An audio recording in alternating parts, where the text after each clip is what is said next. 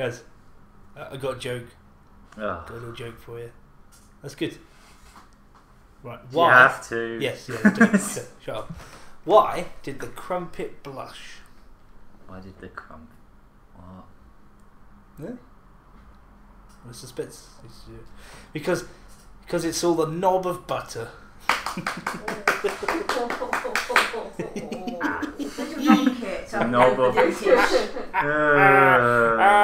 There's actually tumbleweeds present in the room. Funny story about that. Keyboard's not on.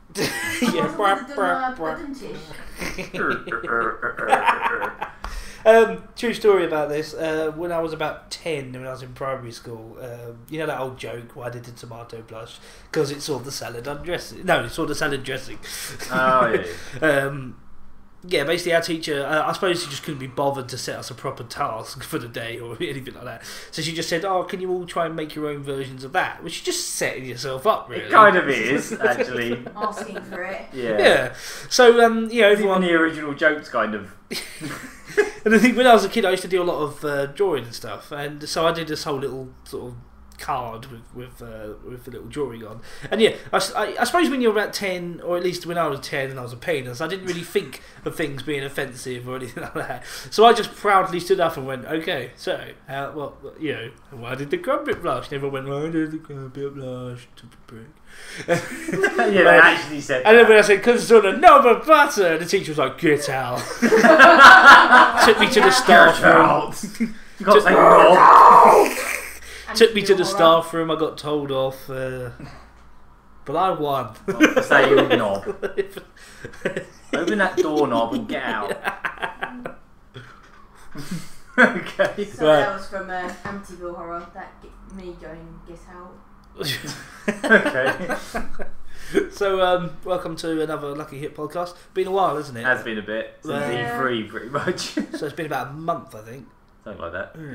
Well, you know, lots been happening. We've been busy trying to do stuff, and so we've had to stop for a little while. So I can't really say weekly podcast until we get that going again. Monthly podcast. Yeah. So this is episode number 37. Whenever we can podcast. Whenever we the podcast. Don't count on it. the best availability podcast. What?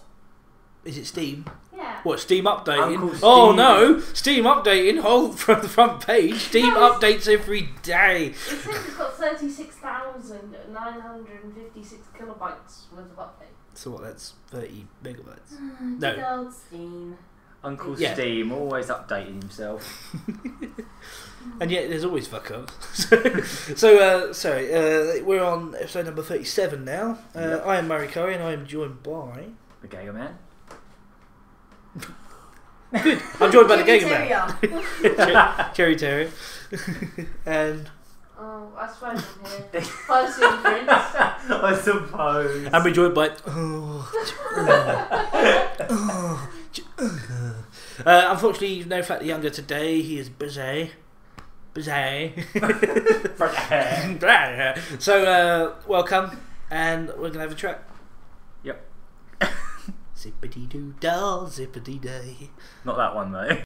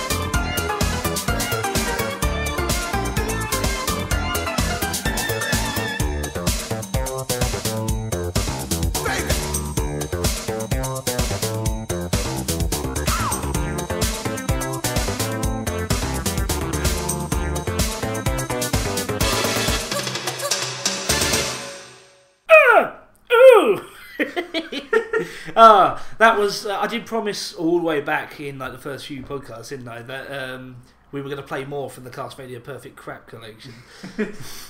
Sorry, I think you mean Perfect Rap Perfection. Sorry, yeah, I meant collection. I did best collection ever. Perfection. I meant Yeah. C Rap collection. Yeah. Ow! Basically, it's Ow! it's keep going. It's it's Mad Forest from Castlevania 3, which is, in my opinion, one of the best songs in that game. But with lots of yeah. over the top. if you like Castlevania 3 soundtrack with the sound of someone getting kicked violently in the bollocks the whole way through it, then it's perfect. It's a perfect mix. Perfect collection. It's the perfect crap collection. So that was my choice. Sorry to kick off like that. It's okay, Tom. Get out. Get out. Let's not that Oh, again. don't let me do that again. So yeah, we got some news. This is the news. Ow! Oh, Baby! Oh, baby! It's not on. I won't. It's alright. I won't think you think up doing it. It's time for the news, baby. Ow! Like bubble sounds. Get some bad news out of the way first. Okay. Sega apparently had no plans to do any virtual console stuff for the Wii U. I did hear this, and that is really lame, especially since they released quite a lot on the Wii, didn't they? They did loads on the Wii. Yeah. There was almost more. I think there was more Mega Drive games on the Virtual Console than on SNES. There was like 80 games on it. I think you are right, actually. They Yeah. even put some really rare, like Japanese only games, like Glade Lancer and Mushu was on there. And also with the PC Engine as well, they had stuff. Was it Sega? No, it wasn't They Sega. had, No, sorry, I was they thinking had, of Dynastic Hero. That wasn't They had a Sega. couple of arcade games on there, so that was cool. Yeah, They that's had the right. original Space Harrier and all that. I was really hoping they would, at the very least, do some Game Boy Advance stuff. I mean, they did some really good, some really cracking Game Boy Advance games. Did you ever see Pinball of the Dead? No. They actually did a House of the Dead pinball game. Why have I not heard of this? It's actually quite rare now, I think. Pinball of the Dead. Yeah, Pinball of the Dead. And it's all based on House of the Dead 2 as well. So I'm gonna have, I'm gonna have to look for an illegal ROM of that. No, I'm gonna have to look into that. That sounds amazing. It is actually brilliant. It's got like all like chiptune versions, all the House of the Dead 2 music and everything. Yeah, exactly. You mean Curie Mansion? So basically, Sega is just proving once again that they don't like money. Yep. Fancy Star Online over here. That has pretty much been confirmed now, isn't it? Yeah, it's just it's not like- going to happen. They've even announced another game. Virtual Console is the easiest thing in the world. They just have to put up a ROM and then just make money. Yeah. Basically. But no, have you heard they've announced for Vita? I think it is, but Fantasy Star Nova. Yeah. But no news of us getting Fantasy Star Online 2. Is it even any good? Because it looks apparently good. it's really good. Yeah, it does look it. Yeah. There was even like these rumours. I know. I think they might have been debunked that like people, because there are actually ways of playing it in English because it came out in like China and all that, like Asia area, and they actually made an English patch for it, like an official one. Okay. So people have been using that. And then some people have actually found that they can't get into it, so people reckon they might even be region locking it. Oh. So it's free to play as well. So it's like, but just again, Sega just.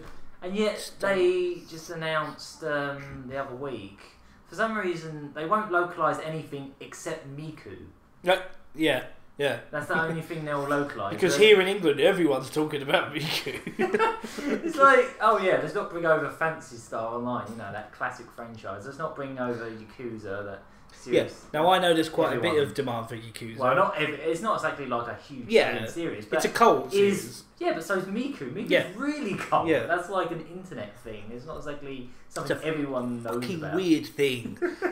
I don't get it. I'm not going to insult it, but I don't get it. Oh god, the days when I used to dick about with like Vocaloid and actually The actual sing program. songs. Yeah. Get out.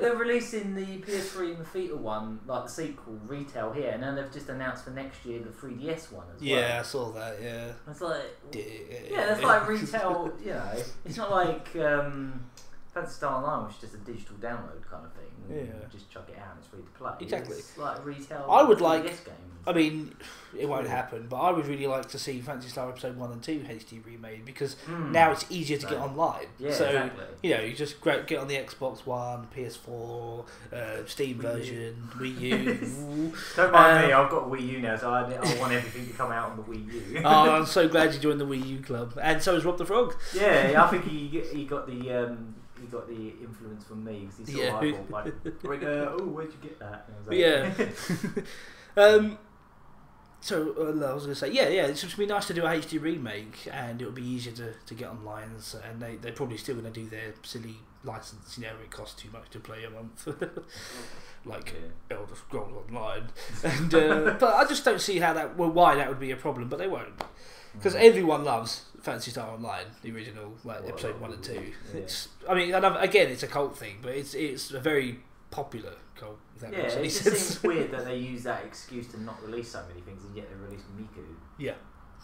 I don't know. It's weird. Also, surprise, Sega fan base are once again spreading rumours about Shenmue 3. Now, what it was is Yu Suzuki had another talk thing, and he actually had a slide up that had like the number 3, like in Roman numerals, in a font, and he actually said it was a joke because it was slide number 3. Yeah. And it's basically a case of he wants to make it. Yeah. If he gets the chance to, and someone gives him the permission, gives him the nod. Well, he needs the license now, doesn't he? Give him the license. Yeah. Give Yu Suzuki the license. Give this one person the license so he can make it all by himself.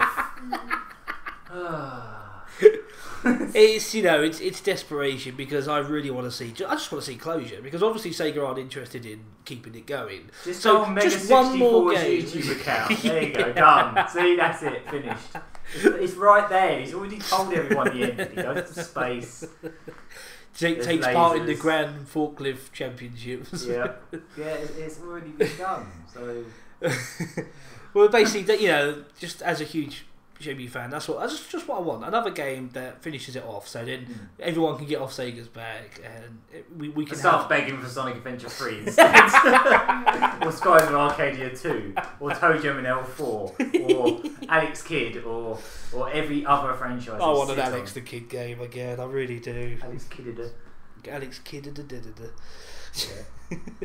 So so moving on from Sega just not doing anything because they can't be asked. They don't like Buddy. Yeah.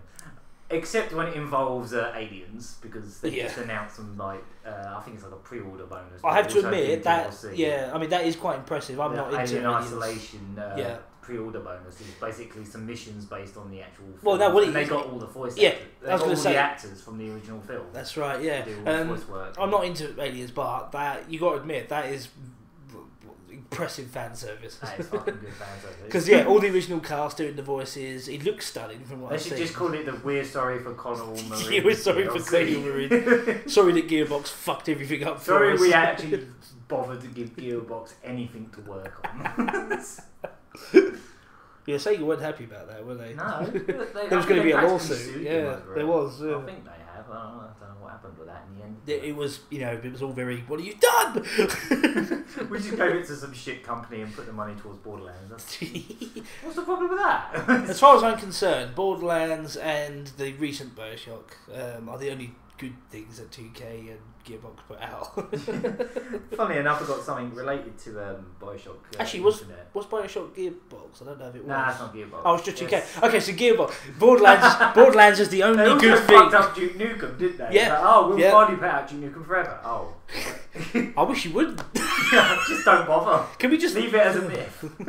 Can we just make? Can we just no achievements of picking up poo out of toilets? Can we just have you Studio 51 taking the piss out of us forever? Do you hear about that at the end of No More Heroes 1, like the last boss, they skip a load of information out, and they have they break the fourth wall, edgy, and they have like the two characters talking about it. It's like you're going to annoy the fans. Why don't you go into details? Like no.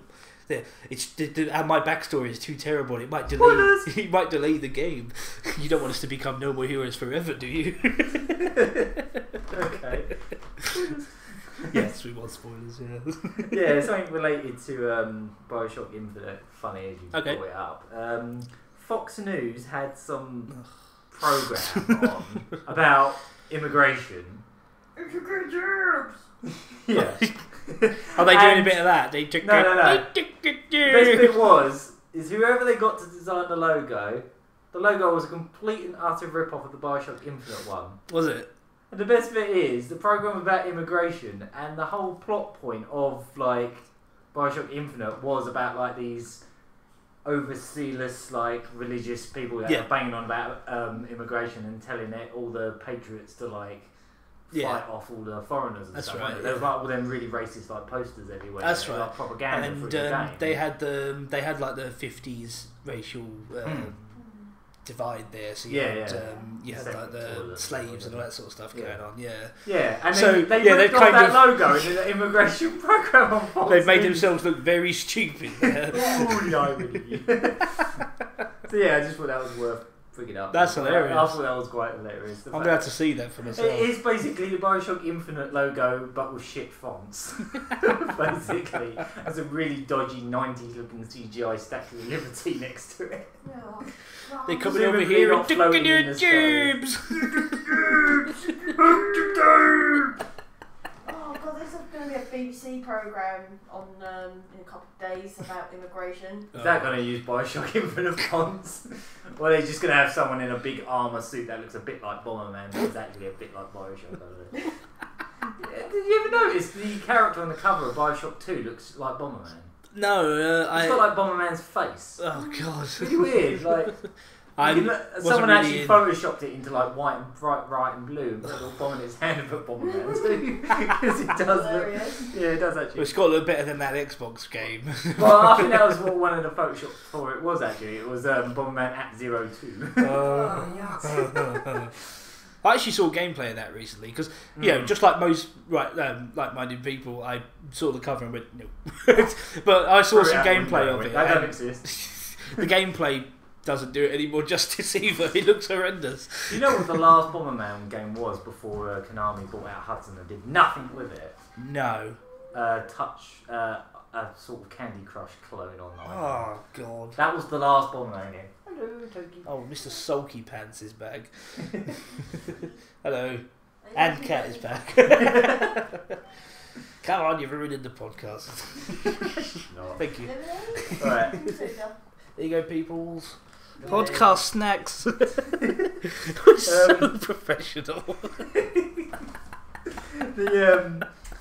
Another weird bit of news, and it's not actually news. I saw it on Twitter, just assuming it was like new news, and then when I read the article, they said, "Oh, well, this is just something dug up from years ago," but still, just a quirky little thing I thought was worth bringing up. Aerosmith, the band Aerosmith. Yeah. They've actually made more money from video games than they have any of their albums. That's not collectively, though, is it? Apparently, Revolution X made more money than any album they've ever done. Jesus. Remember Revolution X? Not on the Saturn? very well, that no. Terrible humour. Oh god, yeah. I'm joking there. I'm actually talking about Guitar Hero Aerosmith. No, but that can't be collectively though, because I mean Aerosmith's been around since the 70s. Yeah, I think what it was is that it was actually someone from Activision that was spilling this, and so you mean Activision, the guys who did? No, they didn't do. No, they did do Guitar Hero, didn't they? Yeah. Because it sold Guitar Hero Aerosmith sold like 4 million copies. But they do reckon that like all the royalties, they still reckon all the royalties that Aerosmith got from Guitar Hero games actually adds up quite a substantial amount. Plus, I think the next Just Dance is going to walk this way. In it, yeah, it is. I hope it's like the actual original version, because I've heard a version of it where it's just Aerosmith singing it, and they even tried to do the rap bits, and it doesn't work. Oh my god! It has got DMC on it. Yeah, a few. That's the original then. Yeah, the proper version, not the Aerosmith trying to pretend REMs. Funny little thing about that, I mean it's not really that interesting, it's just interesting to me, but on Rock Band 2 you had a drum trainer to help you, which you really could have done with on the first game, because it goes through really complicated drum learned everything in the first game? Well, I'm going to teach you now. Yeah, well basically the first game, in my opinion, I don't think they did the drums very well, because even when you got the telly perfectly calibrated, it's still awkward. But yeah, just a little interesting thing, there's you go through all these different really complex drum beats, and then like one of them is just called Drum This Way, and it's the Wow. Do you drum. So this yeah, way. every time anyone plays that tutorial where Aerosmith gets money. Probably. I wouldn't be surprised. This guy from Activision was like, all their merchandise, concert sales, and signing new contracts has been highly influenced by their participation in Guitar Hero. It's like, maybe? I don't know. I don't know if it's that much. I don't know about that. I mean, they have got a ride at Disney World, so that probably helps as well. That's really good, actually. They got a ride. In fact, the ride. The best thing about going on that ride is to imagine that it's a sequel to Revolution X, because it practically has the same plot. It's just wow. we're trying to get to the concert, but the bad guys are trying to put us down. They're trying to stop us from getting to the concert, so we've got to drive there quick. That kind of thing. Oh, Revolution X was garbage. Oh god, yeah, I had that on the Saturn. It wasn't even so bad. It's good. It was just. That sounds amazing. You had it on Mega Drive and all, didn't you? Oh, I had it on Mega Drive and Saturn. Yeah. Please do that as a gagger and cherry. Oh, I don't have it anymore. Ah. Oh, It was that bad. We We did live stream it, but at one point I was just. Turn it off. Just gave up the will to live. Yeah, if we tried to do a game with Cherry of that, it'd just be me going. Just hear a gun in the background. It's just like a noose. Oh, it's so tedious. So yeah, that. Excellent stuff. Yeah, it's interesting, but it can't be collectively. No, because they have been doing albums for a long time. They What about that must have been film? from that? Armageddon, was it? Was it Armageddon? Yeah, Armageddon. Yeah. They probably made more royalties on that. Yeah. Than anything. I don't want to close my eyes. They probably made half their money off my mum just listening to that over and over. Oh god, yeah. Or my sister's engagement video CD of it. Oh no! Because my granddad made a video disc DVD thing of my sister's engagement party. We could use the original audio with the fouls, but nah, let's just put this common song on it. He just put I don't want to miss a thing on loop for the whole thing. Oh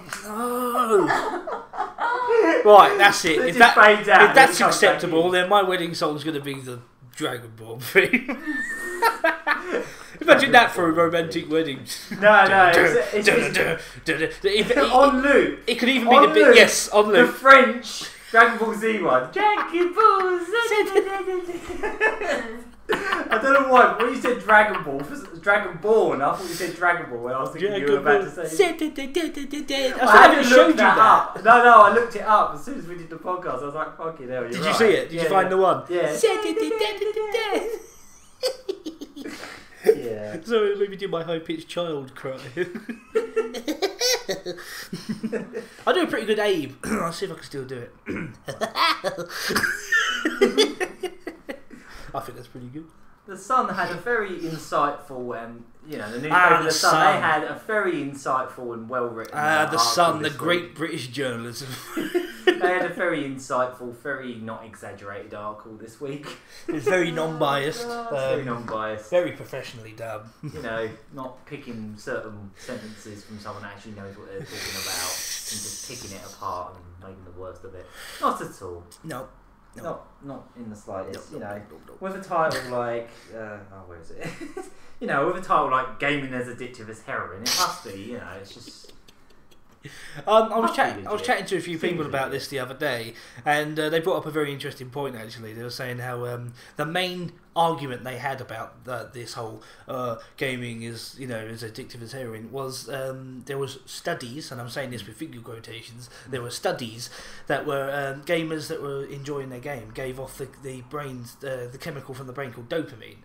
Now, as anyone knows, I've never heard of dopamine. It must be bad. Yeah, exactly. Well, you got to remember that the Sun focuses on the fucking idiots. As long as it's tits and some kind of thing to have a go at, then they're very happy for that issue. To make you angry. Yeah, I want tits. Angry tits. Angry. Angry, have a wank. Angry, wank. Angry wank. Angry wank. And an angry wank. So, by the end of it, it's just Nigel Farage with his top off. So anyway, sorry.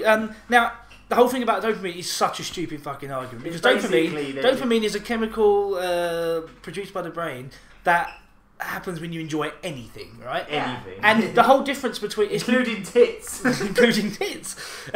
is if you're enjoying music, you give off dopamine, right? Now, their argument is it's the same as drugs. How is it drugs, right? Because with drugs, it's a chemical, a product being put in your body to force a reaction. Hence, even when you get drunk, right? For instance, you drink alcohol, you produce a lot more dopamine, and that's why you get the initial euphoria and the high. And then obviously the drink eventually catches up with you and fucks all that up. So basically, they're suggesting that it's the same as drugs because like you're doing something to your body to produce that. But it's like, but you get dopamine from enjoying a sandwich, right? We should ban all sandwiches. Sandwiches as addictive as heroin. It's such a stupid argument. People are going to get addicted. Right? It's the blame is always on the sauce. No, not the sauce. Should I say? The blame is never. Oh, fuck's sake, it has to be put on something other than human behaviour. They did have examples in there of like gaming related deaths and stuff like you get them things in China where someone put their kid in a microwave so they could play more World of Warcraft. That's because the person's a fucking idiot. Idiot, moron, psychotic. Not to be fair, like MMOs are. I wouldn't completely like deny that video games could be addictive. Of course they are. Of course they are. That's the whole point of them. They put all these things into the game to make you play them for longer, like unlockables and stuff. But it's not just that, it's human behaviour. Like, people have addictive personalities. Yeah. So, if you take away the video games from them, they'll get addicted to something else. Like, there's football. Yeah, there's a classic one that we saw the other day, where it's a guy who used to be addicted to drugs and alcohol, and he really messed himself up. And then when he decided, I got to sort myself out, he became addicted to the gym, and now he's like, and he's just like, because he won't stop, people, but he's still going to the gym every day and doing too much, having to drink 9 bottles of Lucozade just to keep himself going every day. That's human behaviour. Is you will get addicted to stuff. It's about time we stop blaming things we do, or the media that we're subjected to, and actually take responsibility. That's my opinion. Anyway, definitely. But I did see that story. It was utterly ridiculous. The thing was, like, Eurogamer actually talked to like one of the doctors that like contributed to the article, and even he said that most of the stuff that they said was incorrect. I mean, the stuff that he submitted to it was, there was like a little quiz on the side. It was like, are you addicted to games? And they just give you really obvious questions like, how many hours do you play a game for? 2 seconds, 4 seconds, or over a minute? Well, it wasn't quite like that, but it might as well be. And he's basically saying that video games be addictive, but there's barely any cases of like people or children. They seem to have a weird like fetish like obsession in that article with like saying young people, because only young people play video games apparently. Not like my granddad, he's 80 now, and when he was in his 70s, he used to play Red Faction. Excellent. In his 70s. Yeah, good on him. And, that's cool. I want to see veterans. Britain is on a grip of gaming addiction, and the doctor actually said like he's spent 25 years studying addiction of like video games, and like he's just basically saying they're like exaggerating it, and people that are actually so addicted that they give withdrawal symptoms and stuff like that are very few and far between. Yeah, but it's the same as anything else, It just pisses me off because we're still at an age where, even though it's taken a long time for video games to really get into everyone's household now, it has gotten to the point where most people, more people are gamers than not really. Or at least I hope so. But it's still, because it's such a young format, and it's it's still the scapegoat. It's still the thing that like Fox News loves banging on about how GTA makes and ripping off their logos while ripping off their logos. So Fox News is mental. You've got like over here BBC. We've just got what's his face? Anything really, isn't it? Any form of news out there has got to have a pop at video games. It's so rare to find positive related video game stories that when you do find them, you just put them on the wall. Like to be honest, this is just a newspaper thing more than anything. It was like the doctor who did all this stuff for the article that they barely used and just exaggerated. He pretty much said every time I do a piece of research, if it's something that's negative, 90% of the press cover it. If it's something positive, 10% of the press cover it. Bad stories sell. Exactly. That's basically, it is basically it, isn't it? It's bad stories, but it's bad stories with something easily, what's the word? Like an easy easy target. Pariah, you know. And video games, there's still that Even old... like all these like images of like the brain before and the brain after playing video games. Like the brain before, the brain while asleep and there's like nothing in it, and the brain while playing a video game. There's activity. Because you're awake. In the brain. That's amazing. Did they actually do it while asleep, or is that an exaggeration? Probably. It just said like person doing. I really wouldn't be surprised if it wasn't an exaggeration. It's probably something like the brain at rest. I have to say, like, as soon as I saw the article, or it just has the brain while watching EastEnders, and it's got less activity than when you're asleep. The thing is, my parents buy that paper, and they're always complaining about it, but they always buy it. Oh, like my dad. Yeah. My dad used to, like, when I was sitting with him, he hated soaps, but he was a glutton for punishment, and he used to sit there watching soaps going, why? Yeah, exactly. But as soon as I saw that article, I just went on the page, saw Gaming Addicted for Terror, and I just went, sorry, just got a... Yeah. Oh, you tore out the article? My mum was like, what are you doing to my paper? Oh, you're ripping it up? I was just ripping the page a bit. I was like, sorry, just got a... Sorry, shit article, sorry, just... What have you done? I just did that. Just tore little tears. It really is pathetic. It's about time media really shifted and found something else to have a pop at. I reckon it will go full circle again though. It will go back to like it was theatre before, wasn't it? Oh, theatre. It'll go back to like literature, and then it'll go be back music. to like cockfights or something. This is like people fighting in coliseums or something. Yeah. I don't know. Video games make people violent, but it is honestly, it's just it's not. It's never a sensible argument either, is it? It's never like they come out with there's just as many like gamers that are just completely like ignoring all the evidence of cases where people have done really stupid, shitty things. Yeah. Because of games, like there was someone the other week that like strangled their wife while he just because he was so stressed at a game. Because to be honest, games can really fucking stress you out. They have been for me. What was the one who was shaking his baby? That was it. That's what I was thinking. Yeah, that was the one I was thinking of. Not wife, baby. Yeah, the one I heard he was playing Assassin's Creed, sadly. Yeah, but the game didn't. Yeah, the game probably pissed him off to an extent. But he's a violent piece of shit, Not because. Oh, I'm not even getting into it. The game didn't say kill the baby. It makes me so angry. Kill the baby. No, she's the baby. Yeah, he should have been. He should have been playing babysitting mama. Then it wouldn't have happened. Oh, sorry, I don't know if we can make light. That's a bit of a tasteless joke. Sorry. No, it's funny, but. She's the baby. It is. It's relevant, but at the same time, this is. I can't blame you for it. We just went there, didn't we? Yeah. It does. I wish people would understand, like, take responsibility instead of looking for, things to blame. Because there's that whole thing. The most recent one was that weirdo, wasn't it, that went off and killed people in the street. Again in America, and he videoed himself in the car saying how he's going to take to the streets and slay people. Yeah. And it was because he was an outcast, and everyone kept bullying him, calling him a freak, all this sort of stuff. He had mental problems that were brought on, exacerbated by the way he was treated by pricks. And it's just one of those things, isn't it? They had all this evidence for days and days and days before they ran with the story. Well, they did run with the story, but they went into detail about it. But no, because they rummaged through his house and found that he had video games and he had Call of Duty, that was it. Not his mental illness. No. They left it for days before they decided that was going to be the thing. But you can imagine, that's what it's like now, isn't it? Oh, he did something terrible. Go through his room and see if he's got a copy of Call of Duty.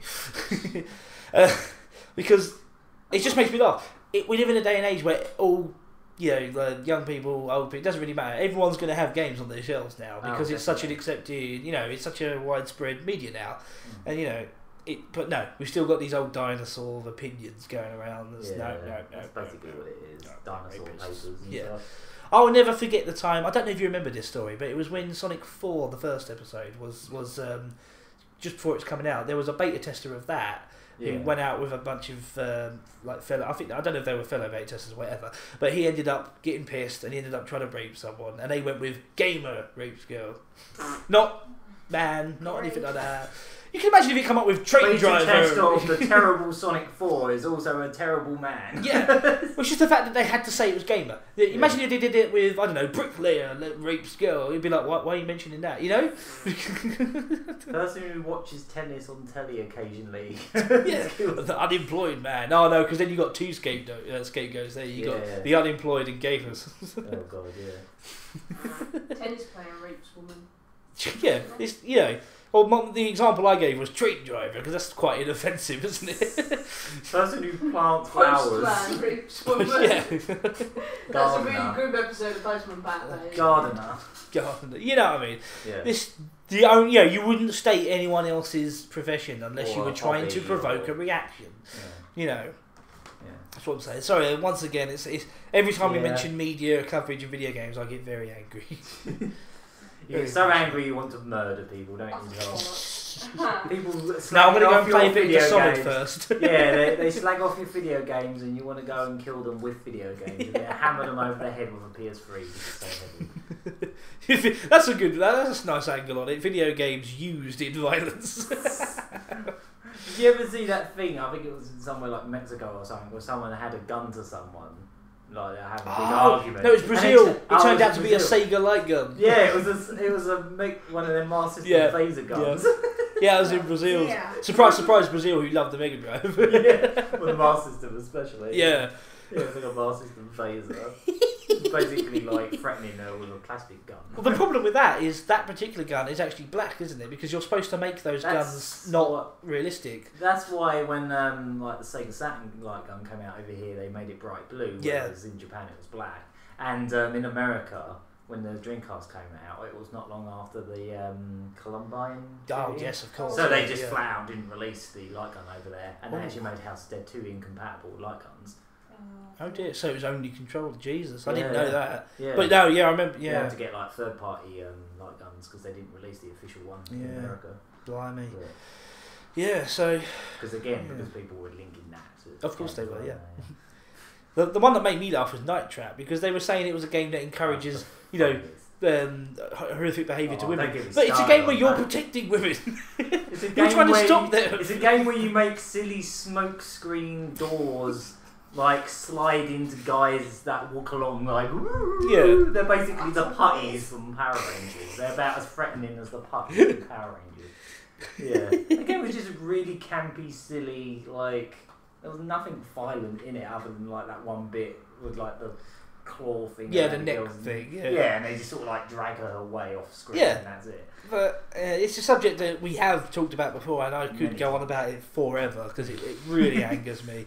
But, every time there is a positive story, it's the sort of thing you go, oh. Like, there was that one about surgeons who like to improve their hand-eye coordination by playing Super Monkey Ball. Did you ever hear about that one? Oh, it was a while ago now. Monkey Ball, wow. Yeah, bloody ages ago. I think it was it must be nearly 10 years ago I saw this article. Yeah, it must be when it came out on Games. Yeah, I think it was, yeah. And it had doctors saying how they actually encourage it because it really gets you, especially like, Monkey Balls. And these were like proper heart surgeons and things like that. They were saying how it's just. I'm not surprised. Some of the last levels in Monkey Ball, you need to be a heart surgeon because they're really hard. Exactly, you need to have mastered keyhole surgery to be able to finish it. So why can't we see a bit more of that? Even if you have to, or if you're going to go into. Did you see Summer Games Done Quick was on the other week? No, I didn't know. A couple of weeks ago, a whole week. I'm trying to think how much they made now, but they were doing it for like a doctor's like charity, and they basically I'm trying to remember how much they made, but it was close to like it must have been about $700,000 or something over the week, just live streaming all week. Oh, I heard about this. Didn't the media not bother covering it? Yeah, basically. Yeah. They actually sent articles. They sent suggestions to newspapers to mention the fact that they made $700,000. I can't remember what the exact figure was, but it was something along them. $700,000. You're talking nearly $1 million there. I mean, come on. Never mind that. That's not worth talking about. Unbelievable. For like an emergency, like doctor surgery, like charity. Yeah. And I did hear about that. It wasn't covered. It was. I was watching that all week. Was it good? Yeah, it's always good. It was Doctors Without Borders. That's it. Yeah. Without Borders. Say there was like an earthquake or a tsunami or something. Like So they could send doctors out to help out. Oh wow, okay. Yeah. Sorry, I was just thinking Metal Gear Solid Peace Walker. Doctors without Peace Walkers. His Army Without Borders was your organisation. Well, enough about me and Metal Gear. And my obsession and my lust. I'm not sure like that in the newspapers. Exactly. Don't cover that. That's too pleasant. Oh, there was the one that you guys had to really search for to show me was the old lady who plays video games in her 80s or 90s. Oh yeah. And she was playing. Wasn't one of them Disgaea? Yeah. Disgaea. I've got to show you that, Kat. No, I've seen it. Oh, you have? Old lady playing Disgaea. It was amazing. Awesome. That's going to be all of us, isn't it? Yeah. Can you imagine what like old people's homes are going to be like in our generation? Yeah. It's just going to be a bunch of us going, oh yeah, the Mega Drive is the best. That's the problem. We'll still be playing the Mega Drive. Yeah, exactly. It still bloody works. That's why your bloody hologram. It's funny you should say that. Goes that. up your arsehole doesn't work. My Mega Drive does. You just have to blow into the cartridge. It works. See. I can still play Micro Machines. I got told off the other day for doing that, basically. I was kind of like, our Xbox is about 4 years old and it's really showing its age. It's slow. Sometimes it just doesn't load things. It just really doesn't work very well. But my Mega Drive just, plugs a bit knackered, still works. Every single game I've got still works. A couple of them, like, just because I bought them in dodgy condition, just need a lot of blowing to actually work. But just... Fuck it, we'll still be like that at 50. But we're still kind of at that age where seeing an older person playing video games, it makes us go, whoa! Because I remember a friend of mine... Video games have technically been around long enough for people of old age to actually be playing them. Well, we've seen a few of it, like the old lady who plays GTA 5. And as I just said earlier, like my granddad playing like shoot 'em ups, like Red Faction. Yeah. Well, I still remember, it wasn't even that long ago, I used to have a mate. Isn't it? Red Faction, yeah. It's quite a surprising one, that is. I used to play this cowboy game called Outlaw as well. I think, I don't know, I might know that. Old PC game. Huh. But a little while ago, I was amazed that a friend of mine had this... had a granddad, he's sadly passed now, but what a guy, he was so cool. He had, his room was... it doesn't really help on the podcast, but it's about half the size of this. He had quite a small... It wasn't his living room. It was like his small little room that he had that he lived in. And it was wall-to-wall shelving with PlayStation 1 games. He had everything you could think of. And he was obsessed with JRPGs. So he spent his... what a guy. He spent his retirement just... Every day I went round there, he was just in the corner playing an obscure game that we don't know. Just going like, what? There's like, I love you. Yeah, sadly passed. And the tragic thing is, my friend has... got his collection now. He's like, whatever, I don't play RPGs. I don't even know what this is. What? No, he's quite an RPG fanatic. What? But it's just, it's awesome. So any more news? Because I think that'll wrap this up. I think that'll do, actually. Sorry, that's my fault. It's that. I knew that would happen though. It's that hot potato issue. Every time I mention it, I have to go on because I just hate it. Potato. No, we're not doing the Wiggles. Okay, so what another track? Yeah. Squash banana. I've got some squash bananas in the kitchen.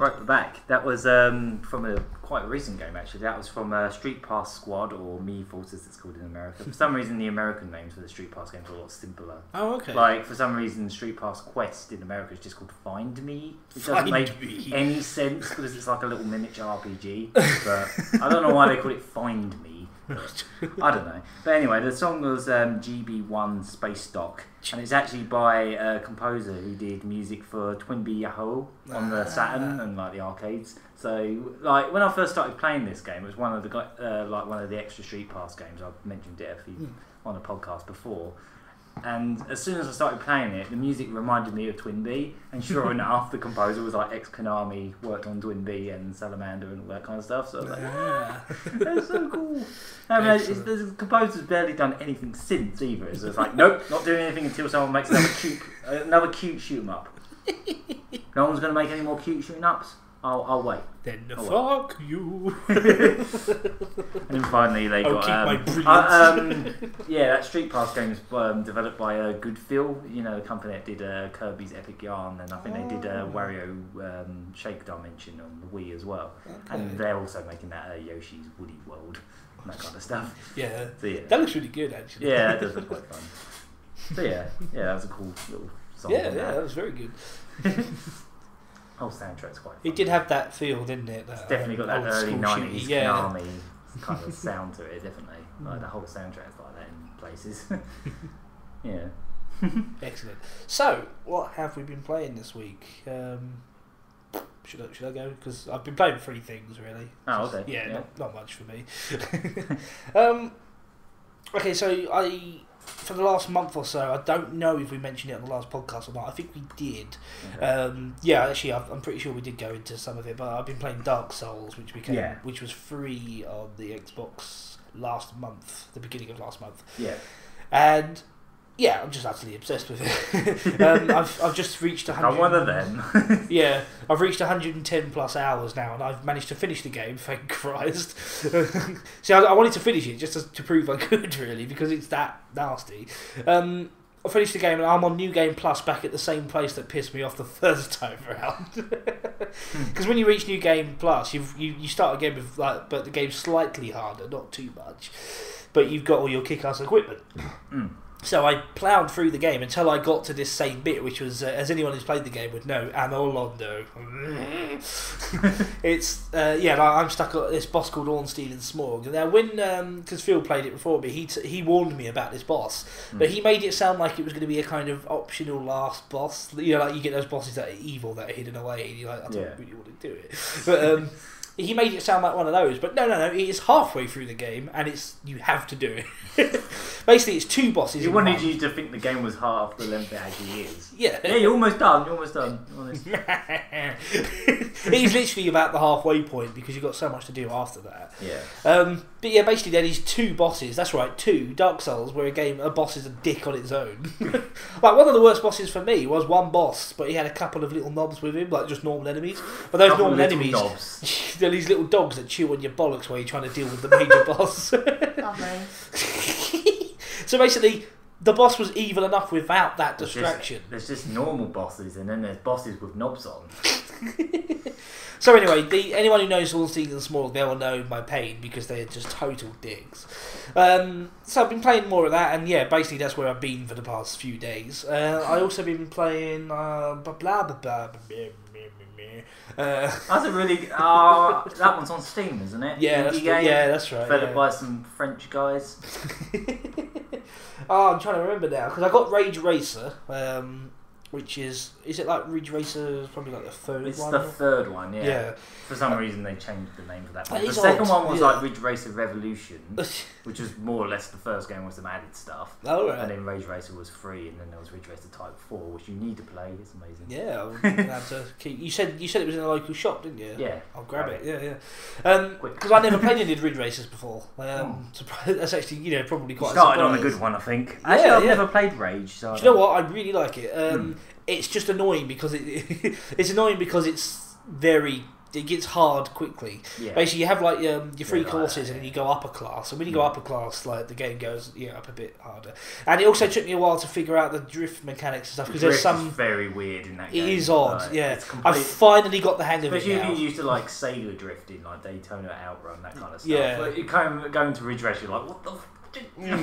How the hell does it work? The first time I played Ridge Racer, I was just bashing into walls. Yep, same here. But basically, that's what I was going to say, because also the handling of the cars is very, like, when you turn, you really turn. Yeah. So I spent the just first... slide everywhere. Yeah, the first time I played it, I just kept smacking the walls, getting angry. And now I've learnt the, the tappy-tap-tap feathery kind of method. Yeah. And it just doesn't really work with a steering wheel. The game's not even compatible with steering wheels by the looks of it. Really? It's compatible with that weird twisty Nikon Oh god, controller. I had that one. Yeah, I'd love to get my hands I wish on I just kept it actually, but when I first got it, I just picked it up from a boot sale and just tried it. I was like, why? Why? Who drives like this? Who drives by twisting their hands like this? It's like, it makes no sense. I want to get it just out of interest. Even like the buttons, they're like, they replaced all the button names. They're not like shapes. They're like 1 and 2 Roman numerals. Just different for the sake of being different. And that wasn't the only weird Nemco controller they did. There was another one called like, I can't remember what it's called, like Negcom or something. And it was like, it just looks like a weird bootleg PlayStation controller. But it's got this massive wheel in the middle with like a little indentation. You put your finger on it and sort of like. Oh, that sounds really annoying. Yeah. So you're sort of like holding it like that. See, I bought a steering wheel hoping it would work, but it's not a proper. It's a knockoff one anyway, and I'm not used to steering wheels, so basically I'm shit on it anyway. Plus, it just wouldn't work with Ridge Racer because it's a steering wheel that's got a kind of Nikon mode. So it's got I think it's called Nikon. That twisty controller. Yeah. And basically, I was discovering that I wasn't going full speed and I wasn't turning properly. So I went, what? So I went on the options, went to key configuration, and it came up with the Nikon controller, but it kept flashing. I was like, oh, it was going really fast. Then when I eventually looked, when it flashed off, it said, "Please reconnect controller." So.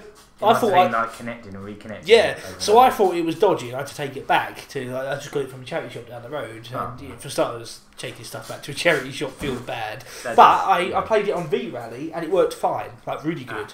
So it's just a case of Rage Racer a bit picky with that. Yeah, it's quite an early PlayStation game as well, if I remember rightly. Yeah, it was like 96. I think it was 6 or 7. I think it was 6, or 7. It was pretty early. They did the first few pretty quickly. Yeah. Well, all I can say is it looks pretty good. It plays very well. Yeah. I've got no real complaints apart from the fact that it gets so hard. A lot of PlayStation games did that, didn't they? Because for me, I don't know how true this is, but for me, I really thought that the PlayStation 1 was the first console that started having games that acted more like simulators. It kind of was. Yeah, because I've got Toka Touring Car Championship. Stuff like Gran Turismo and all that kind of stuff didn't really exist before that. That's what I was thinking. In a way, kind of. The one that I remember, because I grabbed it recently because I had it as a kid, was Toka Touring Car Championship. That game is full on simulator. It's so hard. I can't beat the second round. And. It kind of gets like that because I'm only on the 3rd class. There's 5. There's 6. Yeah. There's about 6 different classes. I'm on the 3rd one, and my cars that I've got and I've been putting all my money into are crap. And I've just got the hang of the drifting and stuff like that. So basically, it gets to the point where the higher cars only work with manual transmission. Like you have. You know what? One of my favourite things about Rage Racer is, even though I haven't played it, I've looked it up in the past. One of the skins you can get for the car, because you can get all skins, can't you? Different games. There's a Metal Hawk skin. Oh, really? There's a Metal Hawk skin. Oh, I bet that's for one of the later cars. Yeah, it probably is. Well, I made a Lucky Hit logo. really bad. Oh, you can make your own. Yeah. There's I love those old PlayStation games where you had the big. It's basically just paint. Just MS Paint. So I did a really crap because I'm not much of a image guy. I will. I'll definitely get at least a picture of it. But it looks, because it is PlayStation and it looks very like choppy anyway. My version of it wasn't great, but it actually kind of works because you see it on the the bonnet of your car. It looks really good actually. That's awesome. And the 3rd game. What was the 3rd game? Christ. Micro Machines V4. I finally found it. Oh, the PS2 one. Yeah, I've been after it for ages now. Just not actively enough to go on. Sorry, my jaw keeps clicking. Not actively enough to go and look on eBay or anything like that. But just keep an eye on it in local shops. And it finally turned up. It was only a couple of pounds, so that's why it was a good thing to wait, really. Because Micro Machines V4 is interesting, but I can't put my finger on it. It looks great. It plays, pretty good. Yeah, it plays pretty good. But it's just something about it that doesn't have the same charm as V3, and I don't think it's just nostalgia. I don't think it's that. It's something else. I don't know. It's interesting in the way that it doesn't focus on the silly cartoon characters anymore. Now, I'm not saying that's a bad thing. That was kind of cool. But I also like the fact that it focuses more on the fact that you're like a collector collecting all the toys. Yeah, because and they all get put on the shelf. That's right, yeah. Because you have loads of different types of cars in this game. So many of them. There's about 30 odd different types of car. And each car has loads and loads and loads of variants. Because you end up with 750 something cars to collect in the whole game. Yeah. It's like a modern Pokemon game. It's quite mad. And basically, each of the cars, like when you finish a certain load of trials, you'll get like whole box sets, which will be about 5 cars each, and you'll win. So you're trying to collect them all. And I like that aspect of it because it goes away from the cartoonies thing, which is cool in its own way because we loved the Mega Drive games, and V3 had all that like the silly characters come up and say their thing. I love all that. Yeah. But I really like this other sort of, even though it's still. You're like kiddie, you're collecting toys. It feels more adult because you're like, no, I'm collecting them. I'm completely. I'm not playing with them. I'm not driving them around and calling. So you know what I mean? It feels weird, doesn't it? Because when you get older, you play games where you're collecting, you're ticking lists off. Don't you think maybe other people thought the same, and that's why? Because they did another one after that, just called Micro Machines, didn't they? Was that afterwards? I think it was afterwards. Because that was terrible, and that went too far the other way. Yeah. I think that's what must have happened. People went, oh, where are the characters? Where are the characters? Like, oh, okay, we've got to put the characters in the cars. They didn't make any more after that, and I think that's because that game was so bad. I really want Codemasters to just go back to basics. Make a beautiful looking. Don't drop Micro Machines. People love Micro Machines. It's not just me. Are the toys even still around? Like again, I don't know, but I think they should be. A license, wasn't it? Yeah. I think at this point the games are probably more famous than the toys. Oh, big time! I hope anyway. I did have a load of the toys when I was little. So did I. I wish I still had them because they were great, weren't they? Really good little quality toys. Yeah. The size, they were so like detailed. Yeah. They were. I loved them. Okay. So yeah, basically, I like it, but there's just something about it that feels a bit not the same. Yeah. And the other problem with it as well is they made the difficulty ridiculous. And I'm not just saying, oh, I'm not a very good racer, I'm finding it hard. But a lot of people complained that the game was just unplayable outside of easy mode. Like the one I remember more than anything was there was a time trial, and even with the best car in that group. You just couldn't do it. You could not do it. Even if you took every corner perfectly, you went perfectly on the racing line, you couldn't do it. The game was too hard outside of just plain easy mode. So that was the only problem with it. So sorry, I didn't want to go into too much detail because I think I'm going to do a review of that. Okay. I'm thinking of doing just a thing on Micro Machines because it's such a passion of mine. I love Micro Machines. Micro Machines Week. Yeah, that's not a bad idea. And I was one of the kids who plays with the toys all the time. You know, I was obsessed with the toys, obsessed with the games, and I am now a big kid obsessed with the games. And I would love to get my hands on the toys again. So I haven't seen them. Anyone out there? Give me a bucket of Micro Machines. I'll pay you a lot of money. Can I just mention that since you brought up that joke at the start of the podcast, Kat has actually like illustrated it and put it on the internet, and it's. What? Getting comments and everything. She put it on Imgur for Christ's sake. Hey, you got loads of dislikes. What? I got 3 dislikes on 10 likes. Not loads of dislikes. Oh, Didn't someone say it's like worldwide. The most British joke and hashtag British joke? It is though, isn't it? Because it's got crumpets, internationally recognised as English, and the word knob, which is used in England for penis. And I don't know anyone else. I don't think anyone else uses knob, do they? Like. American don't know what knob means. What the hell? Sorry, the cat hissed at me again. I'm going to kick him to death. Kick him to death. Oh, that's got to be like the 5th time he's hissed at me. Video games influenced you to kick the cat to death. Yeah, he's been watching me play a lot of Dark Souls, and now he just hates everyone. Because it's video games' fault. It's more addictive than heroin. Someone said that your knob of butter was a dad joke. It is, yeah, but I come up with it when I was 10. You sure you didn't hear it from your dad? Also, do you really want your dad doing jokes about penises? I don't know. Anyways, so that's what I've been playing. Sorry, I got a bit into Micro Machines there. That's fine. That's good.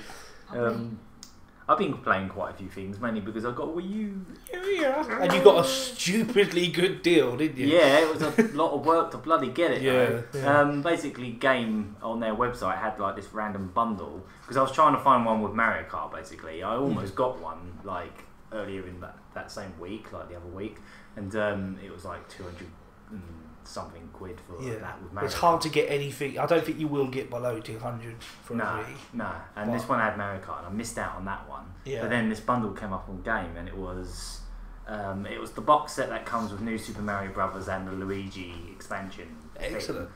Those are 2 whole games, really, aren't they? Yeah, and it also had Mario Kart, so I could get that free game deal thing, which is ending at the end of this month. So that is because I really want to do that deal, and I really hope I can. Basically, I was trying to get a Wii U in time for that with Mario Kart, so I could get the free game as well. But it had Mario Kart, it had New Super Mario Brothers, Luigi U, or whatever you want to call it. It had Sonic Lost World. It had Mario and Sonic at the Sochi Olympics. It doesn't stop. And then it had like some accessories with it as well. I was counting it out.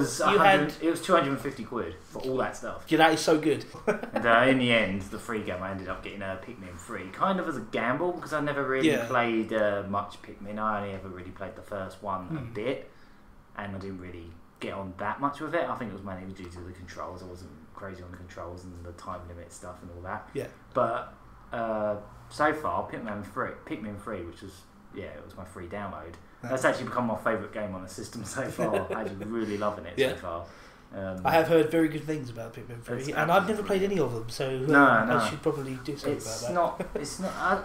Like when I was asking around on the internet, because I was really differing about which game to pick up. I was thinking of like Game & Wario or Wonderful 101. I tried the demo of Wonderful 101, and it didn't really gel with me the first time I tried it. So I was like, I might come back to that one another time. I might buy that. That's the thing. It looks great, but it looks like it was a bit confusing not for me personally. It was a bit confusing for me. Yeah, but I'll give it another shot and see what I think later. But like for now, I'll pick that up. And I think my problem is I'm not the greatest player. Pikmin 3, it's definitely one of them things where.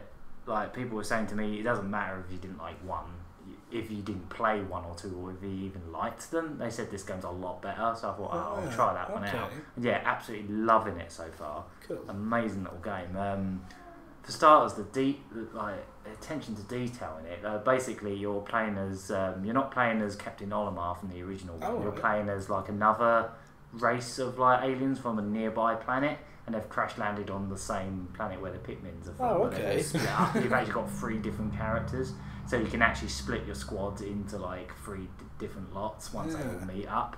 And basically, they've gone light years through the galaxy, basically to find some food.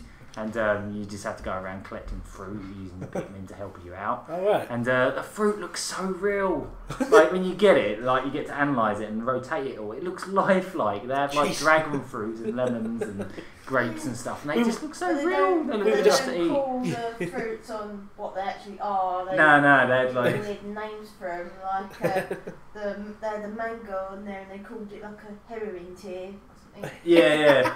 And like the little cherry was like Angel's Grenade or something. Yeah, stuff like that. And most people, because the original 2 Pikmin games, they came out on the GameCube originally, and then they did those remakes, well, like ports to the Wii, didn't they? Where they changed the control scheme. Most people swear by like the remote and nunchuck controls. Yeah. And where you control the Pikmin with a nunchuck and then the character, your main character with a Wii remote. You can do that in the 3rd one as well. But I actually just tried it with the gamepad straight away, and I actually fell in love with the control scheme. The touchscreen controls are just perfect for it. Like you're mainly just using like 2 of the shoulder pads on the left side, and like moving around with the analog stick, and then you're using a touchpad to like move the reticle around to whistle at the Pikmin and like tap on things to throw them and that kind of stuff.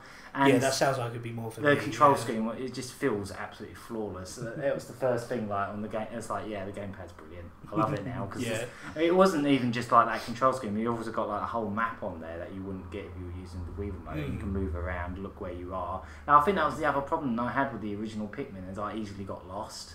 Like that, I think you had to like pause and do all this funny stuff to get to the map. Whereas on this one, you can just look down and you've got a whole map on there, and you can just run around, and you've got all like these little apps on there. You can like, there's even like this really pointless but kind of amusing thing you can do where you can just turn on a camera and then you move the gamepad around to look around as if you're that character, and the Pikmin are really close up. Staring at you. That feature is so cool. I was blown away by that because it's kind of so impressive. I really loved it on Nintendo Land when you're walking around. And you can just look around. I love that because that's also in Zombie U, which is quite interesting. Yeah, that's a game I really want to try out. It's pretty good. I've got a demo of it. I need to actually get on with it because I sort of Zombie U. Yeah, I only played it for about an hour. A lot of people swear by that game being one of the best on the system. Yeah, in terms of using the gamepad and stuff. Yeah. I mean, for the hour I've played of it, I enjoyed it, but I need to get on with that. Yeah, I need to just play my Wii U more. Since I bought it, I went mad on it. We were looking at I've been playing it like daily logs, wasn't I? I've only had it for just over a week, and I've already put in about 30 hours in total. The most embarrassing thing is I played Advance Wars on it more than anything else. Yeah, when we were looking at your one, like 30 odd hours. 35 hours of Advance Wars. That's brilliant, though. It's just the power. It's one of those games that you do just keep playing over and over. And I mean, I was so happy when they announced that they were. Well, I did it on the podcast, didn't we? When they announced they're doing GBA games. Yeah. Buy a Wii U, people. I love the fact that's happening now, isn't it? Because Nintendo blew us all away at E3. Yeah. Now everyone's buying a Wii U. There is definitely enough games to warrant it now. Finally, they took their time, but they really. I'm quite pleased with it so far. Yeah, because I just really want to get on that Mario Kart deal, really. Oh yeah, the freebie, yeah. Till the end of the month, isn't it? Yeah. If you haven't done it yet, you got the end of the month. You get a free game. Choice of all good games, actually. Yeah, I think they are. A majority of them are like well worth it. Yeah. I mean, like, I've been playing a lot of Mario Kart 8 as well, of course. It's Mario Kart. Yeah, you showed me a bit of it. Yeah, we were talking earlier about how I love when Nintendo do HD. They do so good. Yeah, I have to admit, both Pikmin 3 and Mario Kart 8 are just stunning looking games. I'm so glad to see Nintendo finally doing HD, because that, to be honest, not being HD was the only thing that kind of held the Wii back a bit, because like the games were just like their art style. Games like Kirby's Epic Yarn and Mario Galaxy and Donkey Kong Country Returns, all that stuff looks so good, but the low resolution really harmed a lot of them. Like, it was a real shame that like you couldn't play those in HD, because not that resolution's everything, but I do think, especially for 3D games, a lot of games do end up looking better when you put them in higher resolution. Yeah. Like if you go back and emulate like older systems, they do end up looking a lot nicer. Well, you never know. It would be nice if they got a bunch of those games and did some HD remakes. Yeah, I mean they did Wind Waker, didn't they? Yeah. I'm really surprised they haven't announced more of those. That was actually a bit of a million seller, and that actually kind of helped out the Wii U earlier in last year, I think. So, yeah. That's the game I want to be my free game after Mario Kart, because I love that game. Yeah. And I would easily play that again in HD, definitely. I mean, Mario Kart, it's not really any different. They haven't really done anything revolutionary with it, but it is probably the most solid Mario Kart they've done in a long time. I mean, like, Mario Kart Wii was alright, but even when it came out, it kind of looked a bit mediocre, and it played fine, but it was just kind of... I didn't hear anyone raving about that. It was alright. The online was good on it, to be fair. It did have really good... It was the best online game on that system, and obviously they've cut all that off now. Yeah, great. But it was alright. Mario Kart Double Dash was a bit weird, wasn't it? It was it was alright. Again, that was actually my first Mario Kart that I actually owned, because like I never had a Nintendo system other than the NES, like really early on. I didn't have a SNES or an N64, so GameCube was like when I jumped back into Nintendo. So Double Dash was kind of my first Mario Kart properly. Yeah, and it was alright, but you know, Mario Kart Wii. Both Mario Kart 8 and 7 on the 3DS feel like the most solid handheld and console ones they've done. Yeah. The only thing about Mario Kart 8 is the battle mode. They just botched it. I don't know why they went the way they did. They didn't make any arrangement. You just play on the normal tracks, so you're just driving back and forth trying to find each other. That doesn't really make sense to me. No, it's like they just threw it in there like, well, we've got to put battle mode in there, but we can't be bothered to make arenas. That's really odd. Yeah, that's the only complaint I guess I could say I have with it, because otherwise, like, presentation absolutely flawless. Like, the graphics are some of the best on the Wii U. The music's all like proper orchestrated, and they got like proper bands. There's even like a track later on where they got like proper guitar solos and stuff going on. Oh wow, it's really cool. All the new tracks are some of the best they've ever designed, I think. Like for Mario Kart, I still kind of think in some ways there's some elements of Transformed I actually like a little bit better. Like the way the tracks work in Transformed, like how they change each lap and all the destructible stuff and all the different routes. I was very impressed with Transformed. I overlooked a lot of the bad stuff about it. Yeah, there was some flaws in that game, like the glitches and some stuff like that. And for me, it was the cheap AI that really got on my tits. God, yeah. And like when you're playing it on hard difficulties, it was just insane. When you got guys that they've got like 3 people between you and them, but they still aim backwards at you. Yeah, even though they're like they're supposed to be someone all, in front of them. Yeah, it's supposed to be all against all, but it's not. They're all after you. They only hit other people when they really can't get you. Yeah, exactly. But yeah, we could talk all day about that. Yeah, we're not going to go into like Transformed versus Murry Curry 8 because they're very different anyway. Yeah, like, I mean, there's a couple of Transformed similarities. plays more like Outrun than anything. It's basically Outrun 2 with weapons in a way. It's a very good description. Yeah, and but yeah, Murry Curry 8 just plays like smooth. Good point. I wonder if my steering wheel will work with Outrun. Probably not. Because it's PS1 wheel. That's the problem. Maybe. It's worth a try. But the like that anti-gravity thing that they've added in it doesn't really make a huge difference. It's just kind of more like a visual flair than anything. It messed with my perception. I didn't really realise when I was like upside down. Yeah, upside down or all around and stuff. Yeah, and it does have like this mechanic to it where when you're in anti-grav and you hit each other, you actually like get a boost from each other. And like there's like these poles on the sections that you have to hit to like boost as well. So that's kind of a cool mechanic. But yeah, some of the level designs are just pure genius, the new ones. Like they got quite a few cool levels for the remakes as well, like the classic tracks. They didn't pick complete classics in some cases. Some of them are not the ones I would consider some of the best tracks in Mario Kart history. But they have got like that Toad's Turnpike from the N64 one with the cars. Yeah, that's cool. And N64 Rainbow Road's in there and all that kind of stuff. Don't bring that song up. Please don't. That deadpan song.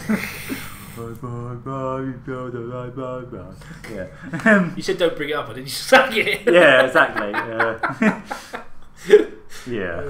And the online's really good in it as well. And I know you're getting fed up of seeing like the Luigi death stare thing. No, I love the slow motion. I just hate that everyone jumped on that as something that was hilarious. Stuff like that happens all the time in the game though. When you're playing weirdest it, like get every time you finish a round, like before next race, the option is like view highlight reel, and it just shows you all this stuff. And I've had so many cases where like I've slowed it down, and the characters just slowly turn around and look at each other, like slowly smack into each other, and just go. You mug and all this kind of stuff. It's just, you what? Yeah, I did actually have one. I wish I saved that one when I was playing it earlier, and I think I was playing as Wario or something, and one of them was just like staring at him like a bit of shit, and he just bumped into him, and just like he was like mid blinking, so he just looked like he was like, yeah, you love up. It's just you just get these expressions on their face, you just put so much into like. Every time you like slow it down, like when they're like looking at each other or something weird happens. I love that. That was a really nice touch. Yeah. The highlight reel was a very good touch actually. It's really in depth, wasn't it? You can do a lot with it. Yeah. You can change you can like edit the highlight reel to emphasise certain characters or certain events and all that kind of stuff, and then you can upload them to YouTube. Yeah. So you can make. I can imagine some really good like. Dramatic races being uploaded.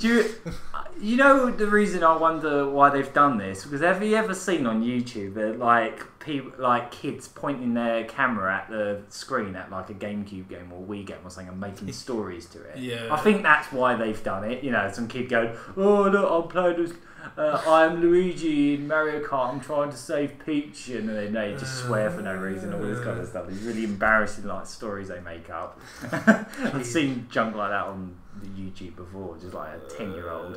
I think that's why they made this replay feature, so they could just slow down and go, "Oh, yes, I'm burned." All this rubbish stories they come up with. "Oh no, Shadow the Hedgehog has stolen Princess Peach, and he's going to turn her into, I don't know, a Pokemon." I don't know. Jesus Christ. Yeah, So yeah, that's a Mario Kart. It's pretty fantastic. Yeah. But, you know, you can't. Other than like the battle mode, absolutely no complaints. They pretty much made the most solid Mario Kart. I just kind of hope they. I don't know. I hate to say DLC, but I kind of hope they do add some content because, like, not just the single, yeah, not just that. A single player mode is kind of like, you know, it's exactly what you always get. It's just that 50cc, 100cc, 150cc, the same amount of tournaments, same amount of levels, just kind of the usual. You know, it takes it takes a few hours to beat them all, and that's about it. Yeah. And unlocked all the characters already. I haven't even done 150cc yet, but yeah. And you've already got all the characters. Yeah. Wow. Yeah, you know. So that's another reason I loved All Stars. I unlocked Baby Rosalina before Rosalina. That makes sense, doesn't it? Because she had to grow up first. I still don't get why everyone's going mad about the addition of Rosalina. I mean, is she that important of a character? She was just in Galaxy, wasn't she? Oh yeah, but Galaxy was brilliant. I know it was brilliant. But it's just an old character. She is kind of like insane about. Yeah, people have gotten really like. It's just too big a reaction. Smash Bros as well, isn't she? She's quite a big deal for some reason. I'm not really saying she's a crap character. character. It's because they actually announced a new character for American. I suppose, yeah. Instead of just using the same 5 characters over. Yeah. Or making them into babies. Yeah. Spotty teenagers. Or just going, players 3 and 4, you just get to be toads. Oh yeah, I've played a bit of New Super Mario Bros. U as well. It's basically New Super Mario Brothers. What Mario? Even with the same music. Yeah. And it's got like ugly baby Yoshis that you can pick up and like carry them around, and they do things like you jump and they like inflate and float you around, or they blow bubbles and stuff. But when you pick them up, they like add an instrument to any music. Oh wow. They just go bah! So like you're in like an underground section. You pick one of them up, it'll go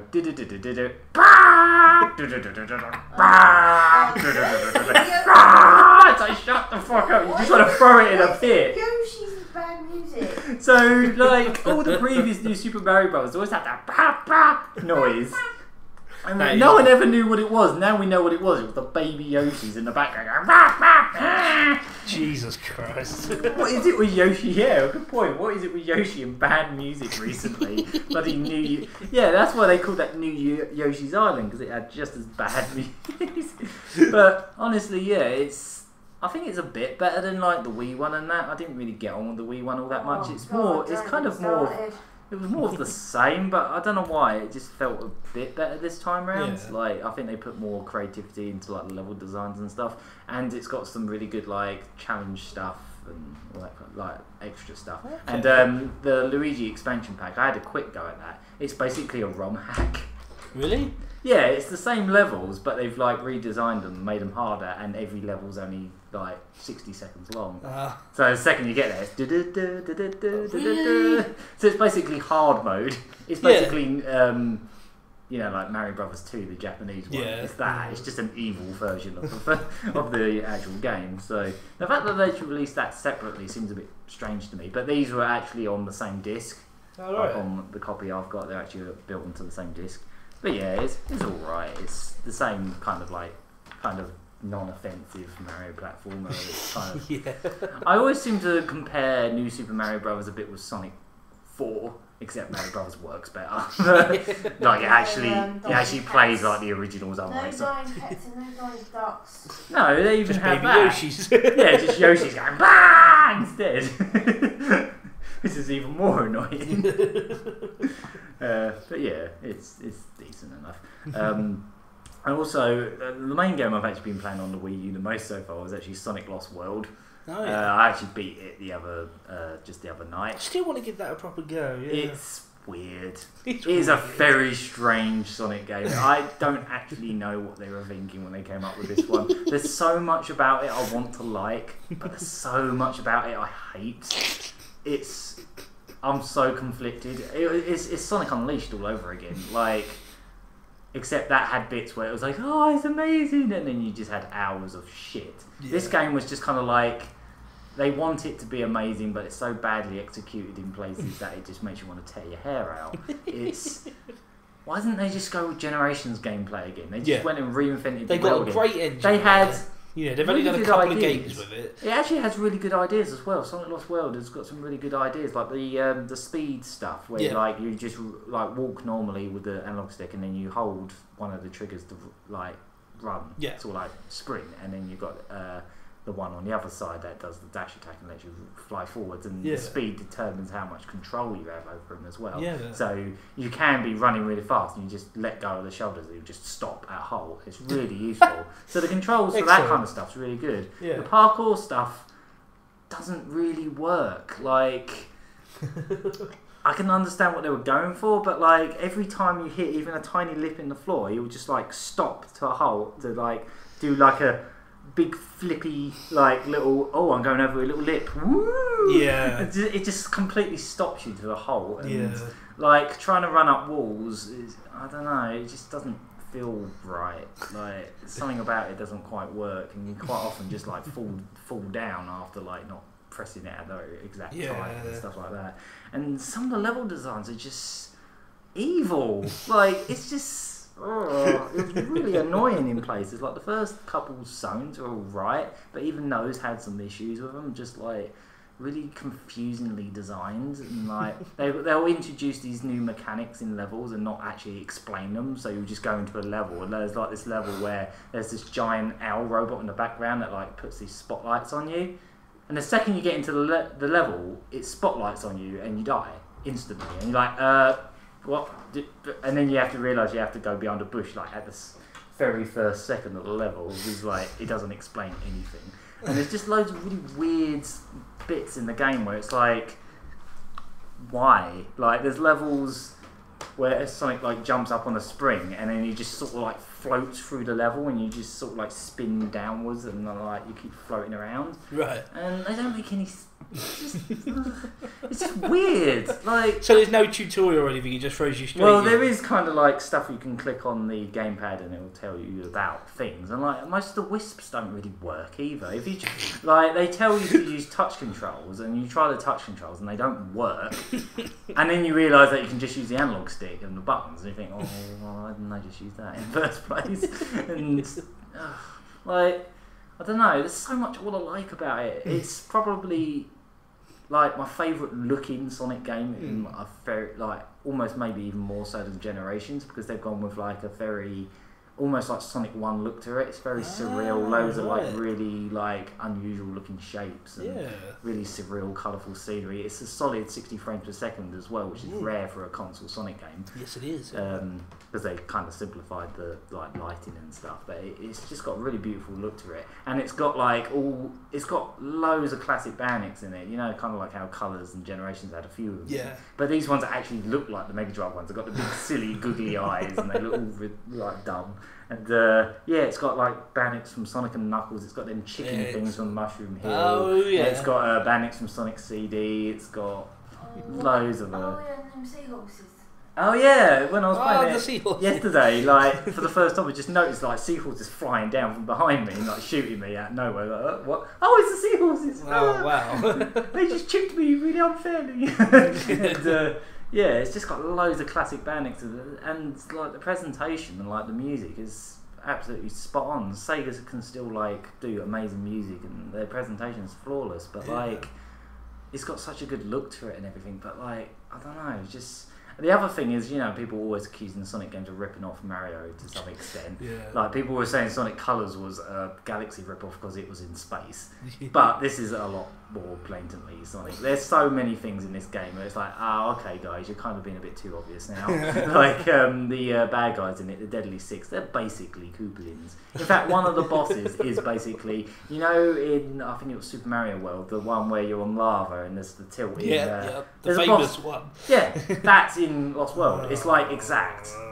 So you had to knock him slowly back. Yeah, it was pretty much the same exact thing. And there's just really weird bits in it. Like one of the bosses, it was actually a really interesting boss. Like the level would keep going dark, and then them switches from Sandopolis Zone were in the corners. Oh, wow. You jump up and grab them to turn the lights on, and the boss involved in cloning himself into like two like ghost shadows. And then obviously you could only see the silhouettes when the lights were off, so you had to put the switches on to reveal which one was the real one. Yeah. I thought, oh wow, really interesting boss, and he bounces around and there's all like they brought blocks that on idea as well. Yeah, really good idea. Hit him once, he's dead. Just easy. like that was the only interesting boss in the whole game. You hit him once. Oh God. Who the hell is designing these bloody games? They should have had a ghost that chases you around a big pillar going. Yeah. Oh God. It's not the good old days when you hit like 8 times. And in my opinion, that was the best impression ever. I love that boss. That's fucking. Oh, that boss was annoying. He does it so many times. That's why I love him, because he's just a dick. It's really irritating.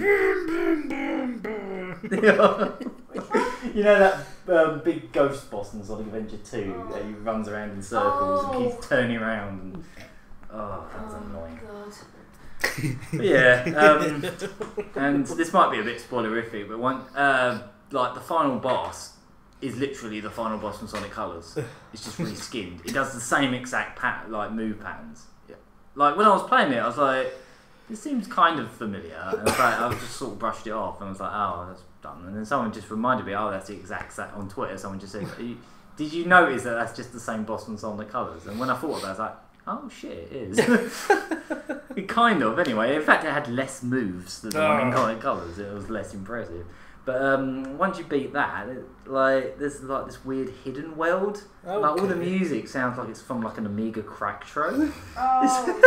It's like the kind of music, you know, like when you if you had like a pirated Amiga game and it had like them crazy trippy intros that they've added on top of it. So, yeah. We've cracked this game. It's got music like that, and it's just as colourful. It's got this weird multicoloured background, and the very very last level is like an on-rails auto-scrolling level with just bubbles with spikes in them, and you like run around on them and jump to pop them, and they're the only things to walk on.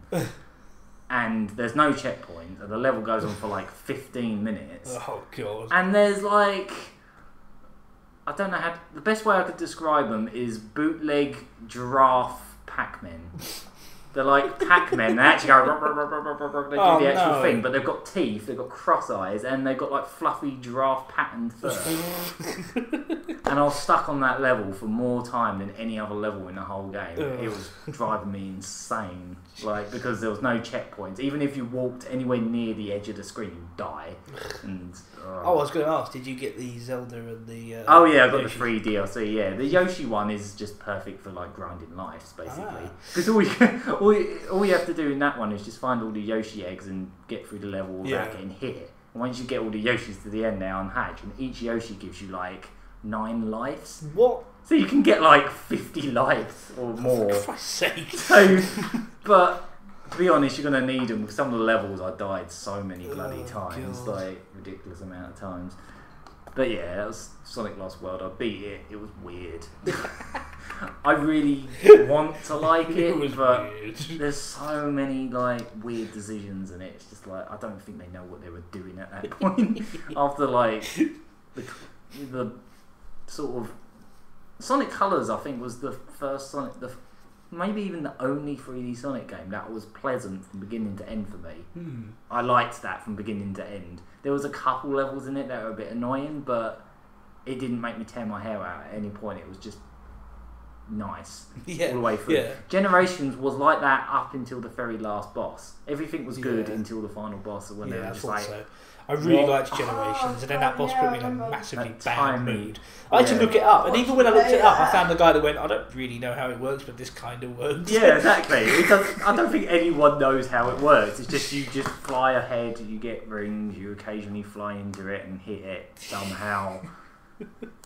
Yeah. I don't know what the full pattern was, because one of my strengths in video games is, for me personally, I think, is why I love Mega Man, is I'm really good at working out boss patterns. I'm a boss killer. The problem is, Sonic Team don't know how to design bosses. Yeah, they really don't. Because that's my sort of strength for that. But that boss, no matter how long I tried to work at it, I couldn't figure out a pattern at all.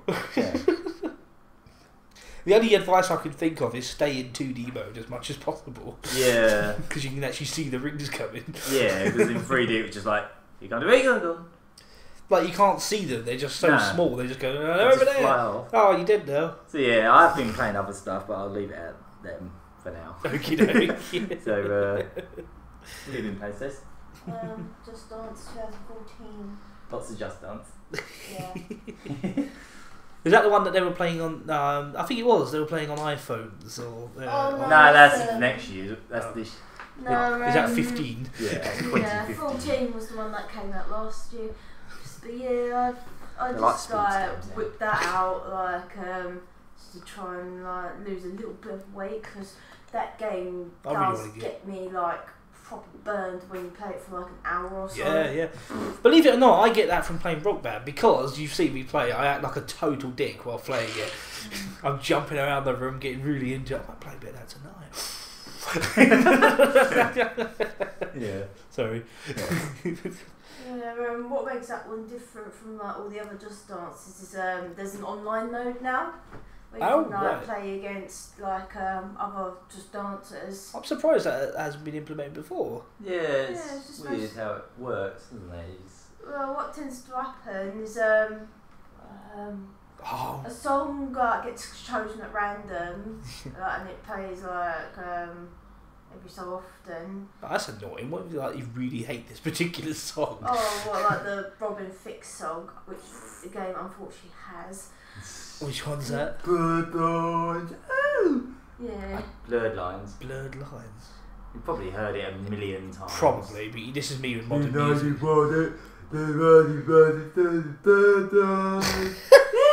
Yeah, it's got that shit on it. That song.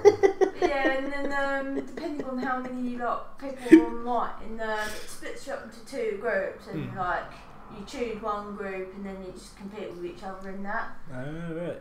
I was going to say it'd be funny if it had webcam ability because you're going to have some go with his knob out. Funnily enough, doesn't it have? It has a thing where it records highlights when you play. Oh, the auto dance. Yeah. That was in Just Dance 4 as well. But you can actually upload them, can't you? Yeah. Some guy's going to have his knob out. And one of the trophies in the game involved watching about 20 of these really? Yeah, you have to sit and watch 20. Oh, you have to watch other Burks.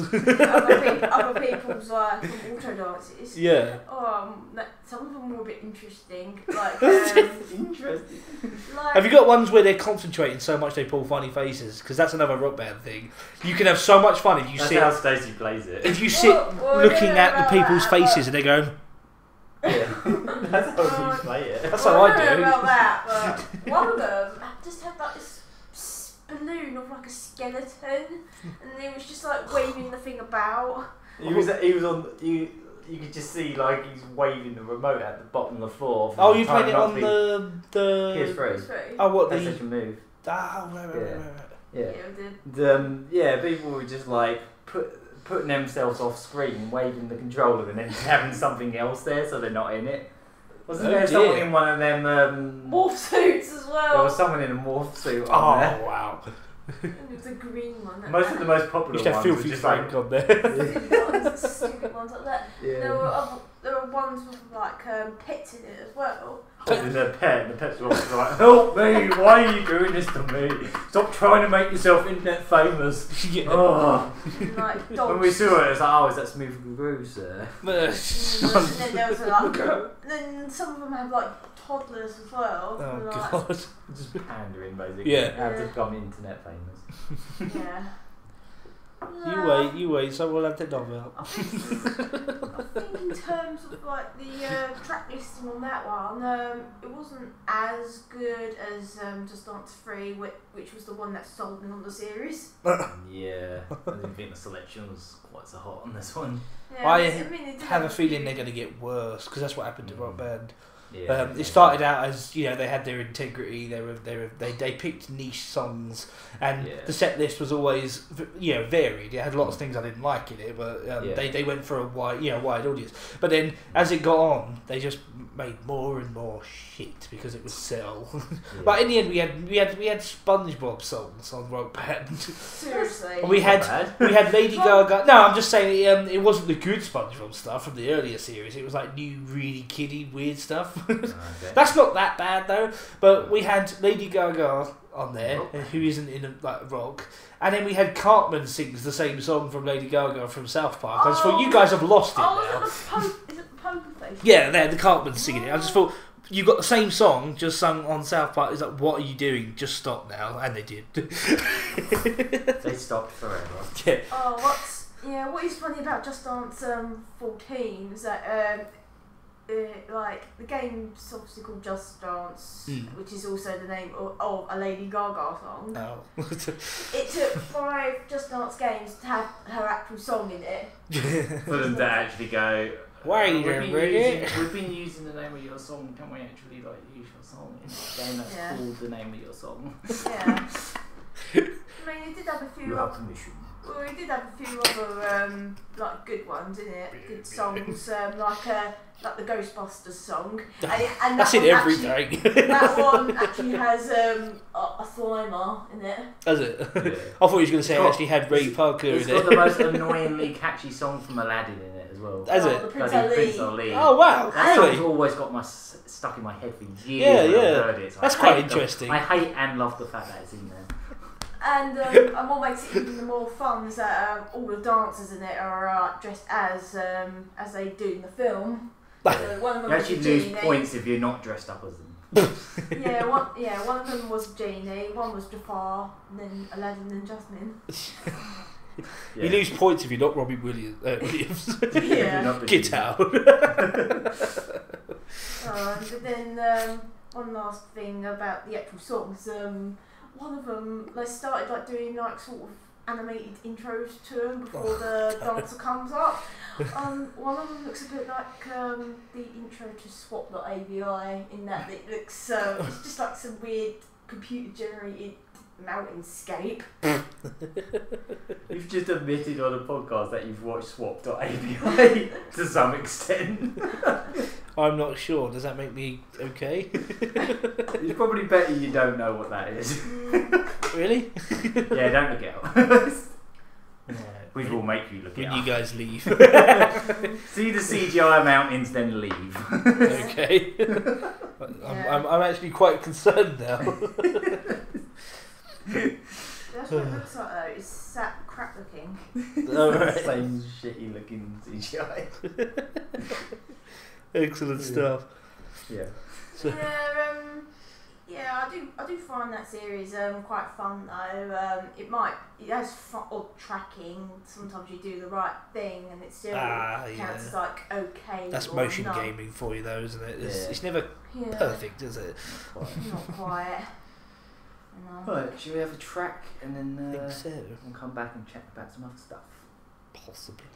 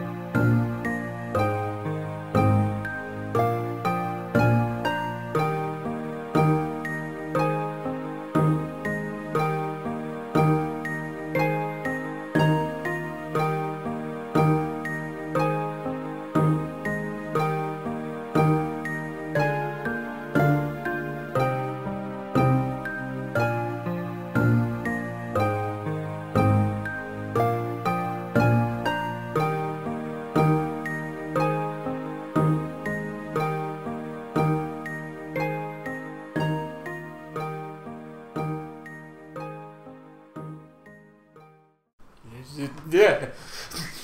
Wake up! Wake up! We're still podcasting. Sorry, that song was just so pleasant and that was just so nice. What was that? It was from Mario and Luigi 3, Bowser's Inside Story, and the song is actually called Brock Madame. Brock-madam. Okay. Yeah, it's like a sweepy little tune, and it's named after a character who's basically an anthropomorphic block. A French anthropomorphic block kind of sound of it. With stereotypical French accents. Didn't he even have like a little moustache? Oh yeah, it was like a couple. Like, yeah. The bloke was called Brock Monsieur, and his wife was Brock Madame. That's my crap impression of the day. Yeah, and what's funny about that is that they're named after an actual French dish called croque monsieur. Yes. It's basically, it's cheese and ham, isn't it? Clever. Yeah. So they're basically cheese and ham. Okay.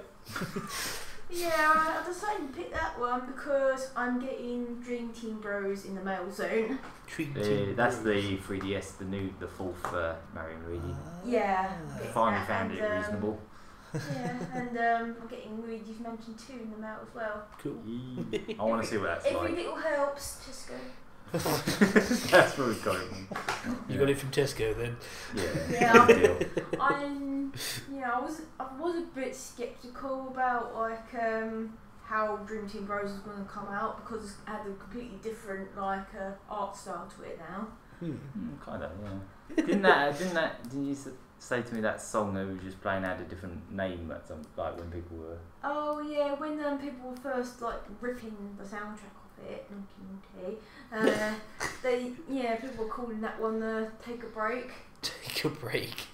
What, like that magazine? Yeah, basically that's the music you hear when you read that magazine. Oh, that stupid magazine. Read all them articles about shitty men. My dad came back as a blackbird. Yeah, that does not even surprise That was an actual article. No, I'm not surprised by that. No, that doesn't even faze me. I've seen that shit. Yeah, not that particular one. Dad came back as a blackbird. Yeah. Just imagine reading that article to that music. My love affair with a ghost. That was a real one. Oh, was it? Yeah, cheated on my husband with a ghost of his dad or something like that. Christmas special. Santa raped me while these little elves watched. While these little elves held me down, dirty men. Yeah. They're all the same, even Santa, even God. My dad came back as a blackbird. That is great. That was real. I was not making Oh that my up. God. So what, did you read it? Well, I saw With the your headline eyes? on, I saw the headline on Tumblr. I never got to see what The headline's enough, really. Oh, That story's been told. The funniest story I've seen in a Take a Break magazine was one about furries. Really? They just had furries in. Yeah. I remember you were around when you were going through my mum's Take a Break, so you just saw furries on the page and just burst out laughing. Just because they were there. Just What? furries. Oh God. Doing that fursuit. Yeah. I was going to say, because there's kind of two different versions now, isn't there? There's the ones that are into the anime style furries, and there's the really weird ones that dress up in the animal costumes and go out dogging. And that term kind of works. The thing with them Because I think they are different, half aren't the they? time, don't you think a lot of them costumes just kind of look like... They look shit. They look like bootleg Disney characters. Like Blue Peter, you can try these or ones at like home. really bad football mascots. Well, there's a separate word for those types. They're called suits. Suits. Yeah.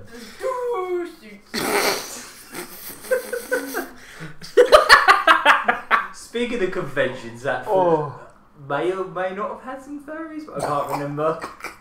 We went to Anime and Games Con in London last week. I had to miss out on that one. I've never been to that one actually. No. It's the first time we went to that one. Oh, yeah, right. we just sort of gave it a go because it's kind of a small one. It was just like set in it was all laid out in a university basically. It was like in their dorm area where they've got like a bar. Just in London? Yeah. Oh, right. Yeah. Yeah, it was You said it was London, yeah.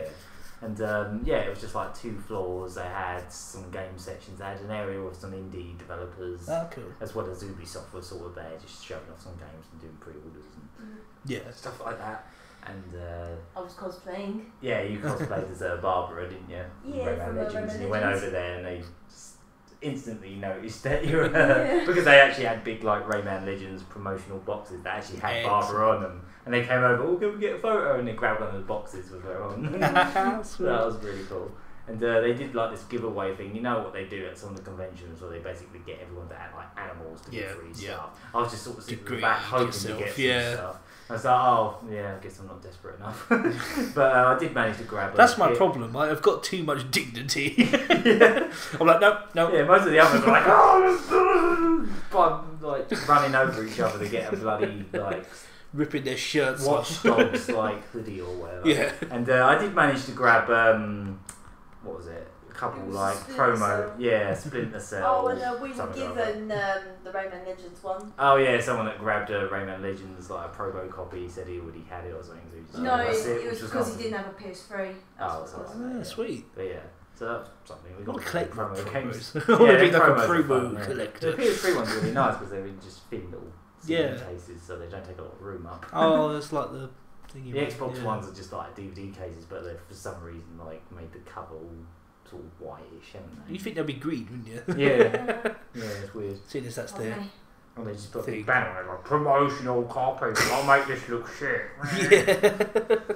You don't want none of this. They're even throwing out like PS4 copies of Watch Dogs and stuff at one point. Blimey. Like promo ones and that's quite interesting because they're still One, trying to I sell think they had that. Xbox One ones as well. But there was how about a 360 one? I'm not getting into that again.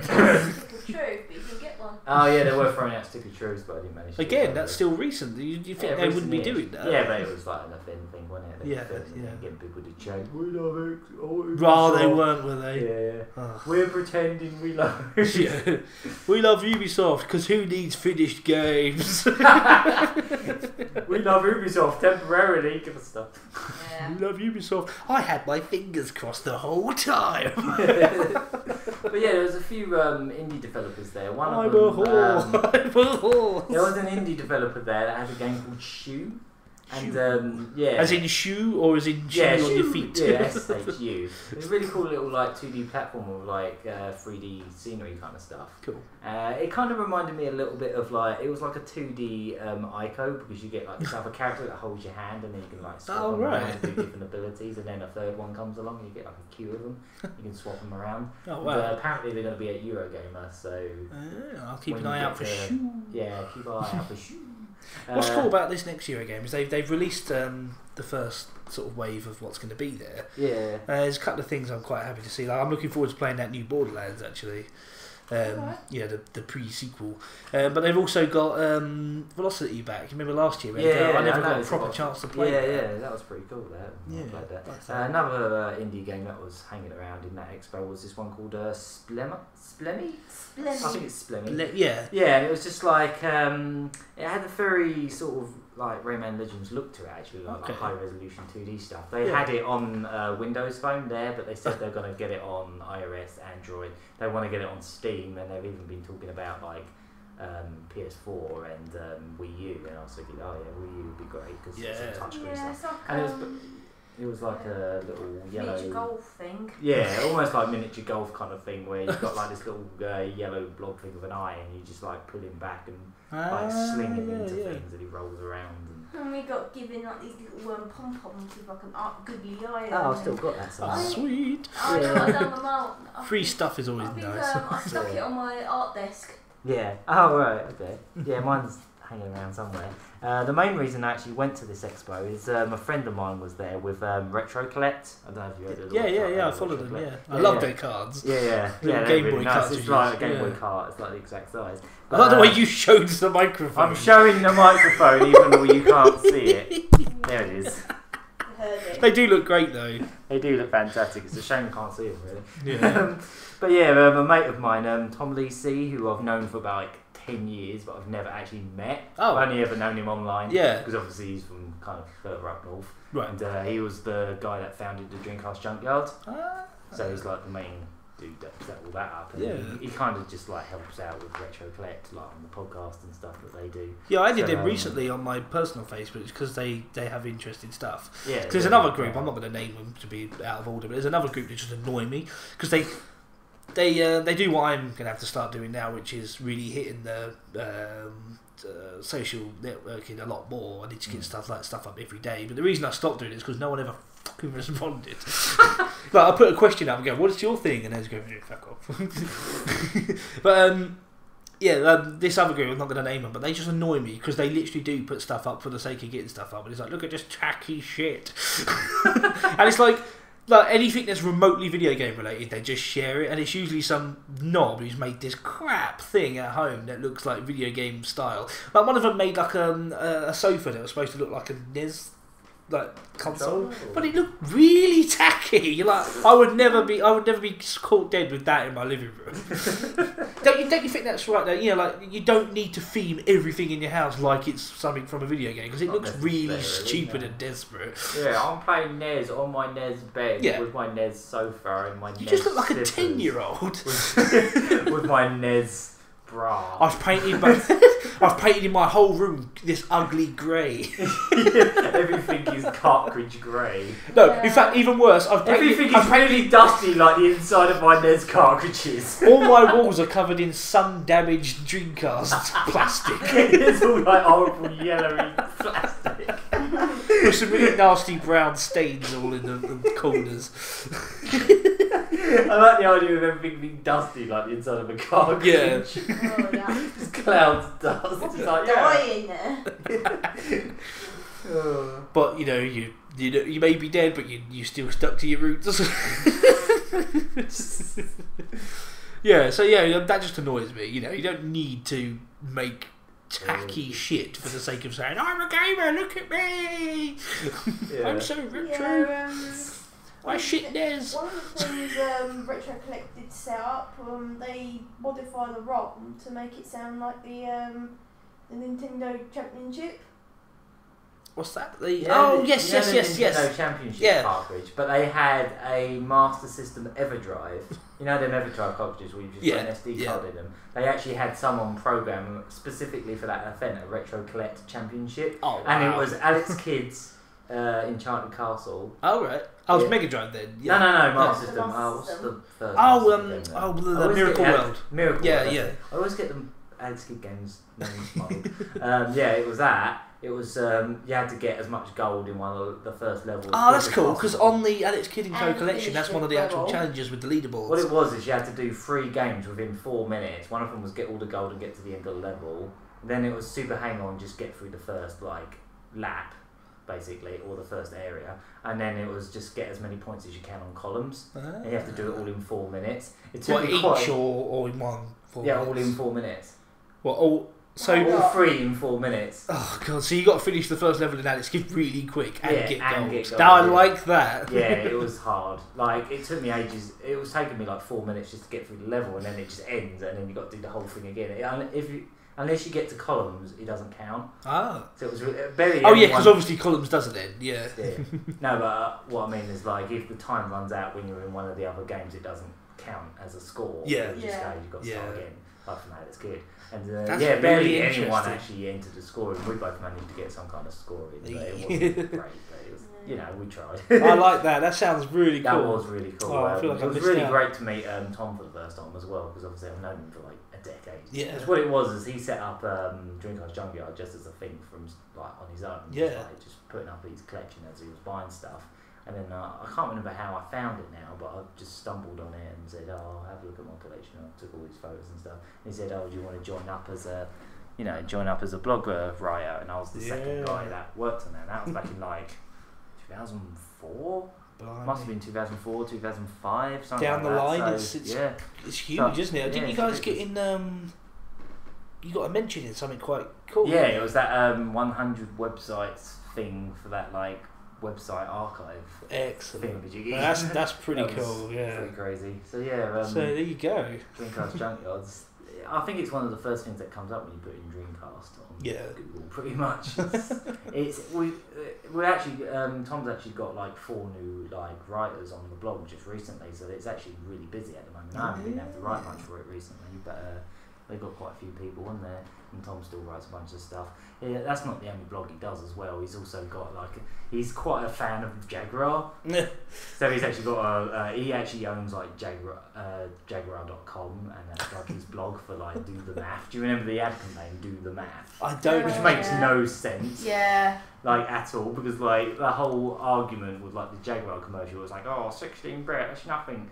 But this is 64-bit. It's like, numbers are better. Number is higher, thus it's better. We're 4 times better than you. Yeah, he's actually quite a big fan of like the Jaguar, because he really likes underdog consoles. I think he's trying to get his hands on like a 3DO and stuff as well. And yeah, he had his Jaguar set up there, and he had I forget what the game was called. It was Super Burnout. That's it, Super Burnout. I was saying, and it was basically like Hang On. Basically, yeah. It was super hang-on kind of thing, except it was laps, and yeah, it was the same kind of thing, like super scalar-looking game, like quite smooth. Like obviously, it should be quite smooth because it's just sprites. Console has 64-bit. I mean, like the only other times I played on a real Jaguar was when I had some at Eurogamer. Oh yeah. Well, there's some setup. One year it was oh yeah, they always do. One year it was Tempest, and the other year it was Wolfenstein, I think. Oh, that was it. Yeah. But yeah, quite a cool little game. And they need to, if they're going to set a Jaguar up again, they need to have Rayman on there, because that has a lot of notable differences. Yeah, and it's rare. It's rare. Like it has completely different like layouts of levels and music all that. And stuff. Yeah, cool. But I actually kind of liked the Jaguar controller. I know it's kind of weird because it's got that number pad thing. Get on with that. I thought it was quite. I kind of like big controllers anyway, because I'm used to like the Dreamcast. Well, you're in luck with the Wii U. Yeah, exactly. I love that thing. It's so comfortable. Yeah, he was saying to me, he's like, "Oh, maybe reconsidering the Wii U." And I said to him on Twitter, "Well, you already like you already like the Jaguar controller, so you definitely like the Wii U one." You like big controllers, and you cannot lie. Yeah, he's such a fanboy for that console. I didn't really like holding it when I was like playing Wolfenstein. Nah, it was alright for that game. I thought the D-pad was alright, and the buttons were kind of okay. It was, I don't know, it was not too bad, but you know. Yeah, they had quite a few retro systems set up in that corner. Most of it was Smash Brothers. They had every Smash Brothers there. They had the N64 one, they had Melee, and they had Brawl, all multiple setups. Always the safe choice now, isn't it? Yeah, there was like quite a few tournaments going on as well, weren't there? All different games, like fighting games and stuff. Yeah. And you entered one, didn't you? Yeah, it was a Just Dance 14 tourney. Yeah, and I failed. Who would have thought there would be a Just Dance tournament? No. The best bit. Miserably, though. Yeah, the problem was though is they had the Kinect version. It took them about half hour just to get the thing set up, because they were in like this tournament room where everyone was playing like Mario Kart and Smash Brothers. Yeah, you can have people in the background. Yeah, exactly. Yeah. So they basically had to like. The only way to do that, this massive space around. That's right. Everything. The best way to do that would be up in a wall in a separate space. Yeah, exactly. And like one of the stuff, I've had to keep telling people to like keep to as far to the right wall as possible. That's just a nightmare. You have to have a baseball stadium to actually like play it. Yeah. If it was the PS3 one, you can technically play that without even looking at the camera. And just I was up against like 5 other girls. And like some of them were cosplaying, some weren't. Yeah. And then we all had to like take turns to play it. And the problem is you're not used to the Kinect version, are you? I'm not. No. And when I was doing my last song, which was the Ghostbusters one, that was the one the staff picked. The tracking went all dilally and I failed miserably. Yeah, the score just went X. Like, oh, that's great. Yeah, the game's just decided to not give you points. That's nice. But apparently the girl that won it, she had apparently bought the game the day before and played every single song all day long. Just in case. So she obviously knew the tournament was going to be on, whereas we didn't even know anything about it. We were just playing in the retro section. Someone came over and went, "Is anyone interested in Just Dance?" And you were like, "What?" Okay. So, good. Yeah. But yeah, it's a shame it wasn't the PS3 one. One thing that did make it a laugh though was it had a song by Psy in it called "Gentleman," and I picked that for funnies. What it was is there was about 6 of you playing, weren't there? And to make it fair, everyone had to play the same song. So we had to listen to that 6 times. I still remember this time. It was the only one of these funny, kind of competitions I actually won. It was back when HMV was a lot cooler. They had the HMV, you know, the one that closed in town. Oh yeah. Yeah. They had a rock band competition when the first game came out over here. Oh wow. And they set up a whole stage in the shop and everything. It was probably like American style setup, you know, where they have really elaborate competitions that are really cool. Yeah. They had a big screen, a big stage, and a full band, and you could either go in solo or as a band, and it was like 2 different divisions. Anyway, I walked in and they said, "Oh, it's going to be medium," and I thought, I'm not going to win because, you know, it's medium mode. Everyone's going to be able to do it. And then what happened was me and about 5 other people got pretty similar scores. I think someone beat me, and you know, a few people beat me, but they said, "Oh, because it's medium mode, what we'll do is, can you guys come back later on?" And they tried to get a crowd going and everything, and can you all play expert mode? And a couple of people looked worried, and I just went, yes, because it was just the guitar. Because at the time I couldn't play any of the other instruments. I'd never played a rock band before. I only played Guitar Hero. So yeah, we came back later that evening, and it was really intense, and I just about got it. And yeah, at the time it was like Rock Band 1 was like 50 quid. That's what you won, was a copy of the game. Oh yeah, I remember you telling me. Yeah, but at the time I didn't have an Xbox 360, so I was thinking I have a console with it. They went, nah, fuck off. But the game itself was like 50 quid. It was ridiculous. Can you give me a console to play on? No. You can order one. You can buy one right here. What was funny is it wasn't for another like 2 years until I got an Xbox, so the game just sat there for all that time. And I was just like, so you're just sitting on a copy of Rock Band forever. I was so obsessed with Guitar Hero at the time that I loaded it up just to watch the gameplay demo and go. Because unlike Guitar Hero, that you can't have like because what I loved about the early Guitar Hero games, you could play with just a controller, and it was a really cool setup. Yeah. And it's actually really fun to play the first game because the hammer-ons are really annoying to do. It was really fun to just play it with the controller instead. Fun times. I've never won any other competition though, ever. I've entered a few. Well, with the Just Dance tourney, the prizes I wouldn't have been able to use them anyway. Like Xbox 360 or Xbox 360 versions of like Ubisoft games. I think they were the same games. I could have had them. Yeah. They were the same games they were lobbing out earlier. Yeah. So even if I did win something, like it would have been no use to me.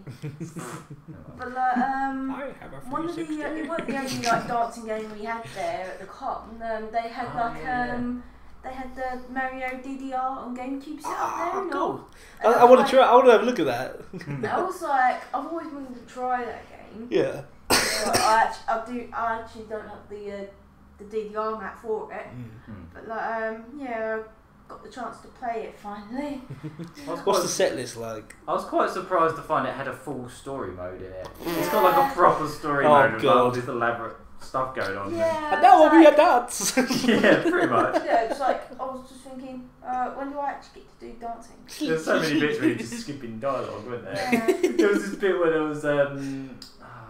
was like a character who was like, "Oh, all these Koopas are messing with my giant, massive carrots in my carrot badge," and they're just walking around aimlessly. And then you just go in there. You were playing with Luigi, weren't you? And it's like, "Oh, I'm gonna have a dance off." And Luigi was just dancing to himself, and the Koopas were just walking around in the background, not paying any interest whatsoever. It was just like, "Fucking whatever. We're gonna just walk around with his carrots smooth all we want." Yeah. He was sitting there going. And just to himself, and all the Koopas are just walking around like, "Fuck it, we're just gonna walk What around." was he doing? Don't know, never mind. Let's carry on walking menacingly around this carrot. Yeah. And like once you go through certain stages in the story mode, you get to play them freely in the free mode. Yeah. Oh, and I tried the very first Mario song in like expert mode or something like that. It was just easy. It wasn't. Yeah, it's like baby DDR. Oh. Even expert mode. You know, like when we saw DDR like on expert at Astro City, and it was like ridiculous. It doesn't have anything like that as far as I can tell. Even expert mode is like easy mode on normal DDR. That's a shame because you'd think that would really appeal to the DDR crowd to have Mario music Yeah. So I don't know. Maybe they just wanted to make They did that as a kids one. Yeah. Yeah. Which is a shame. It's a shame you could easily have combined the two though. You could have had a mode that was. Maybe you can game genie it to be like ridiculous. Yeah. Oh, it's such a shame. I wish Phil still had, you know, the Step Mania. You can make your own levels and stuff. Oh, yeah. He made some brilliant ones. They were impossible to do with feet. Wow. Like even the guys we've seen play, I don't think they could have done it because it was just Phil trying to show off that you could do it all on the you know the keypad. Yeah. But yeah, you can make your own levels. You can make your own backgrounds, and you can even put your own videos in. And we made some really silly stuff like webcam stupidness back in the day. Crazy stuff, Step Mania. Yeah. Yes, if I ever did find a chance to get my own DDR dance mat with the GameCube, I'll definitely try and pick up that Mario DDR. Yeah, it seemed alright. It even had like a calorie count thing on it, didn't it? I love that. Yeah. Yeah, a bit like how Just Dance 14 has. Yeah. I really want to start. I really want to get Wii U Fit actually, like the full setup, because I want to do a thing, sort of. Maybe do it over a month or a couple of months even, like a thing where it's like, you know, do these games really work? And I am actually getting that soon. Hopefully. Maybe we could do something with that. But yeah, I just come and do it like, you know, once a day over a long space of time, and I record like my sessions and all that sort of stuff, and just make a little feel about of do these work, because obviously they do. Yeah. They wouldn't keep really peddling them out, because Wii U, like Wii Fit, the first one was really popular, wasn't it? Everyone had it. Oh yeah. Like everyone in this country, I remember everyone went mad for it. Like me and my parents were playing it for about 2 years straight. Yeah. Every week, pretty much every other day for 2 years straight. Wow. Crazy. Yeah, even like I think a lot of the home versions of like DDR games had like calorie counters. Yeah. Well, I remember even the PS1, like the first one, I think it was Euromix, even that had it. Yeah. Oh, cool. Yeah. So it's cool. What's really weird about Wii Fit U is you can't actually buy it in shops. It's like nowhere. Really? Yeah, you can only really get it online. I mean, I grabbed it on eBay, but like. Well, I only saw it at the start of the year. I saw it in an Argos, and it was like 90 quid for that whole lot. Oh yeah, you can get it in Argos, but yeah, I've got a copy of it coming soon. Anyway. Yeah, I'm gonna have to try and get that. By the way, guys, Arcade Month. Yeah. Yeah. We need to have a good think about how we can Arcade Month be more than a month? Can it be more than 2 months? I propose it can be Arcade Season. Yeah, anyway. Well, yeah, we're going to discuss this at some point, but I was going to say that we wanted to. Forever. Yeah, we obviously it was going to be an ongoing thing, but the month was to really crank it out. And I think, you know, I'm not saying we didn't do a bad job at all, considering that I'm still down an editing setup and you've been doing a lot of it, well, all of it on your own. And animating. So yeah, and animating. So you know, kudos. But we've still got loads to edit. Yeah, so I'm thinking we either carry on the next month and just to round it off, even though we're halfway through now. Yeah. Shit.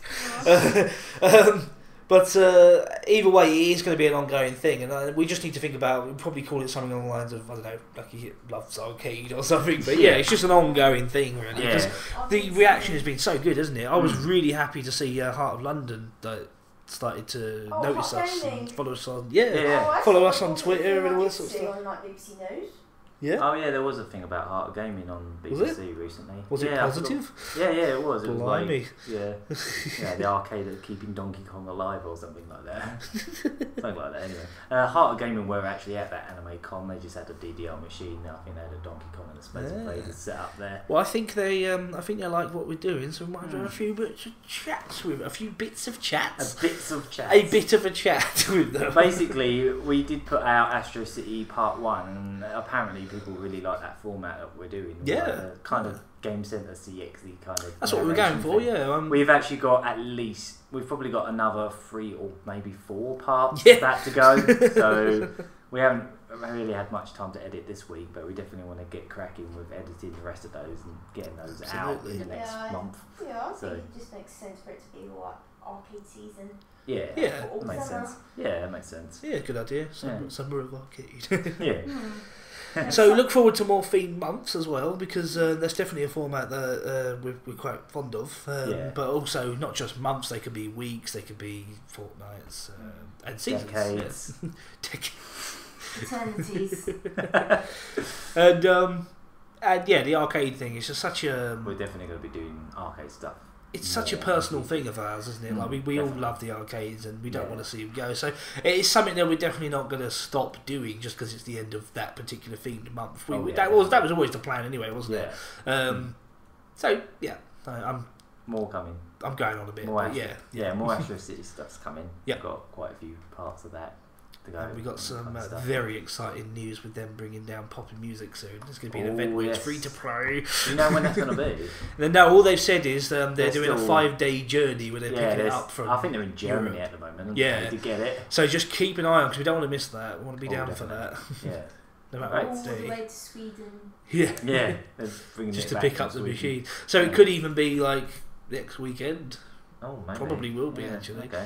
So look forward to coverage of that, because we really got to get some practice in as well. I really want to on my get into Dreamcast that. copy. I've got Poppin' Music on Dreamcast. It's not quite the same, but I know, but I never played it, so but I want to get good at this. So I don't want to spend a fortune just learning it. I want to sort of get to grips with it and then start spending money on it.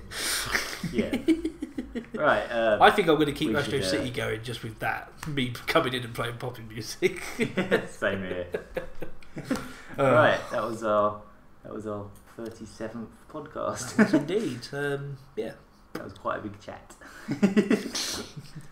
Thanks for listening. It's been quite a late one, hasn't it? It's like midnight now and Cat had to go to bed, but wouldn't be surprised if this is another 2 hour at least. Cat just wrote. Oh well, thanks for listening to us, if you do. And look forward to plenty of stuff in the pipeline.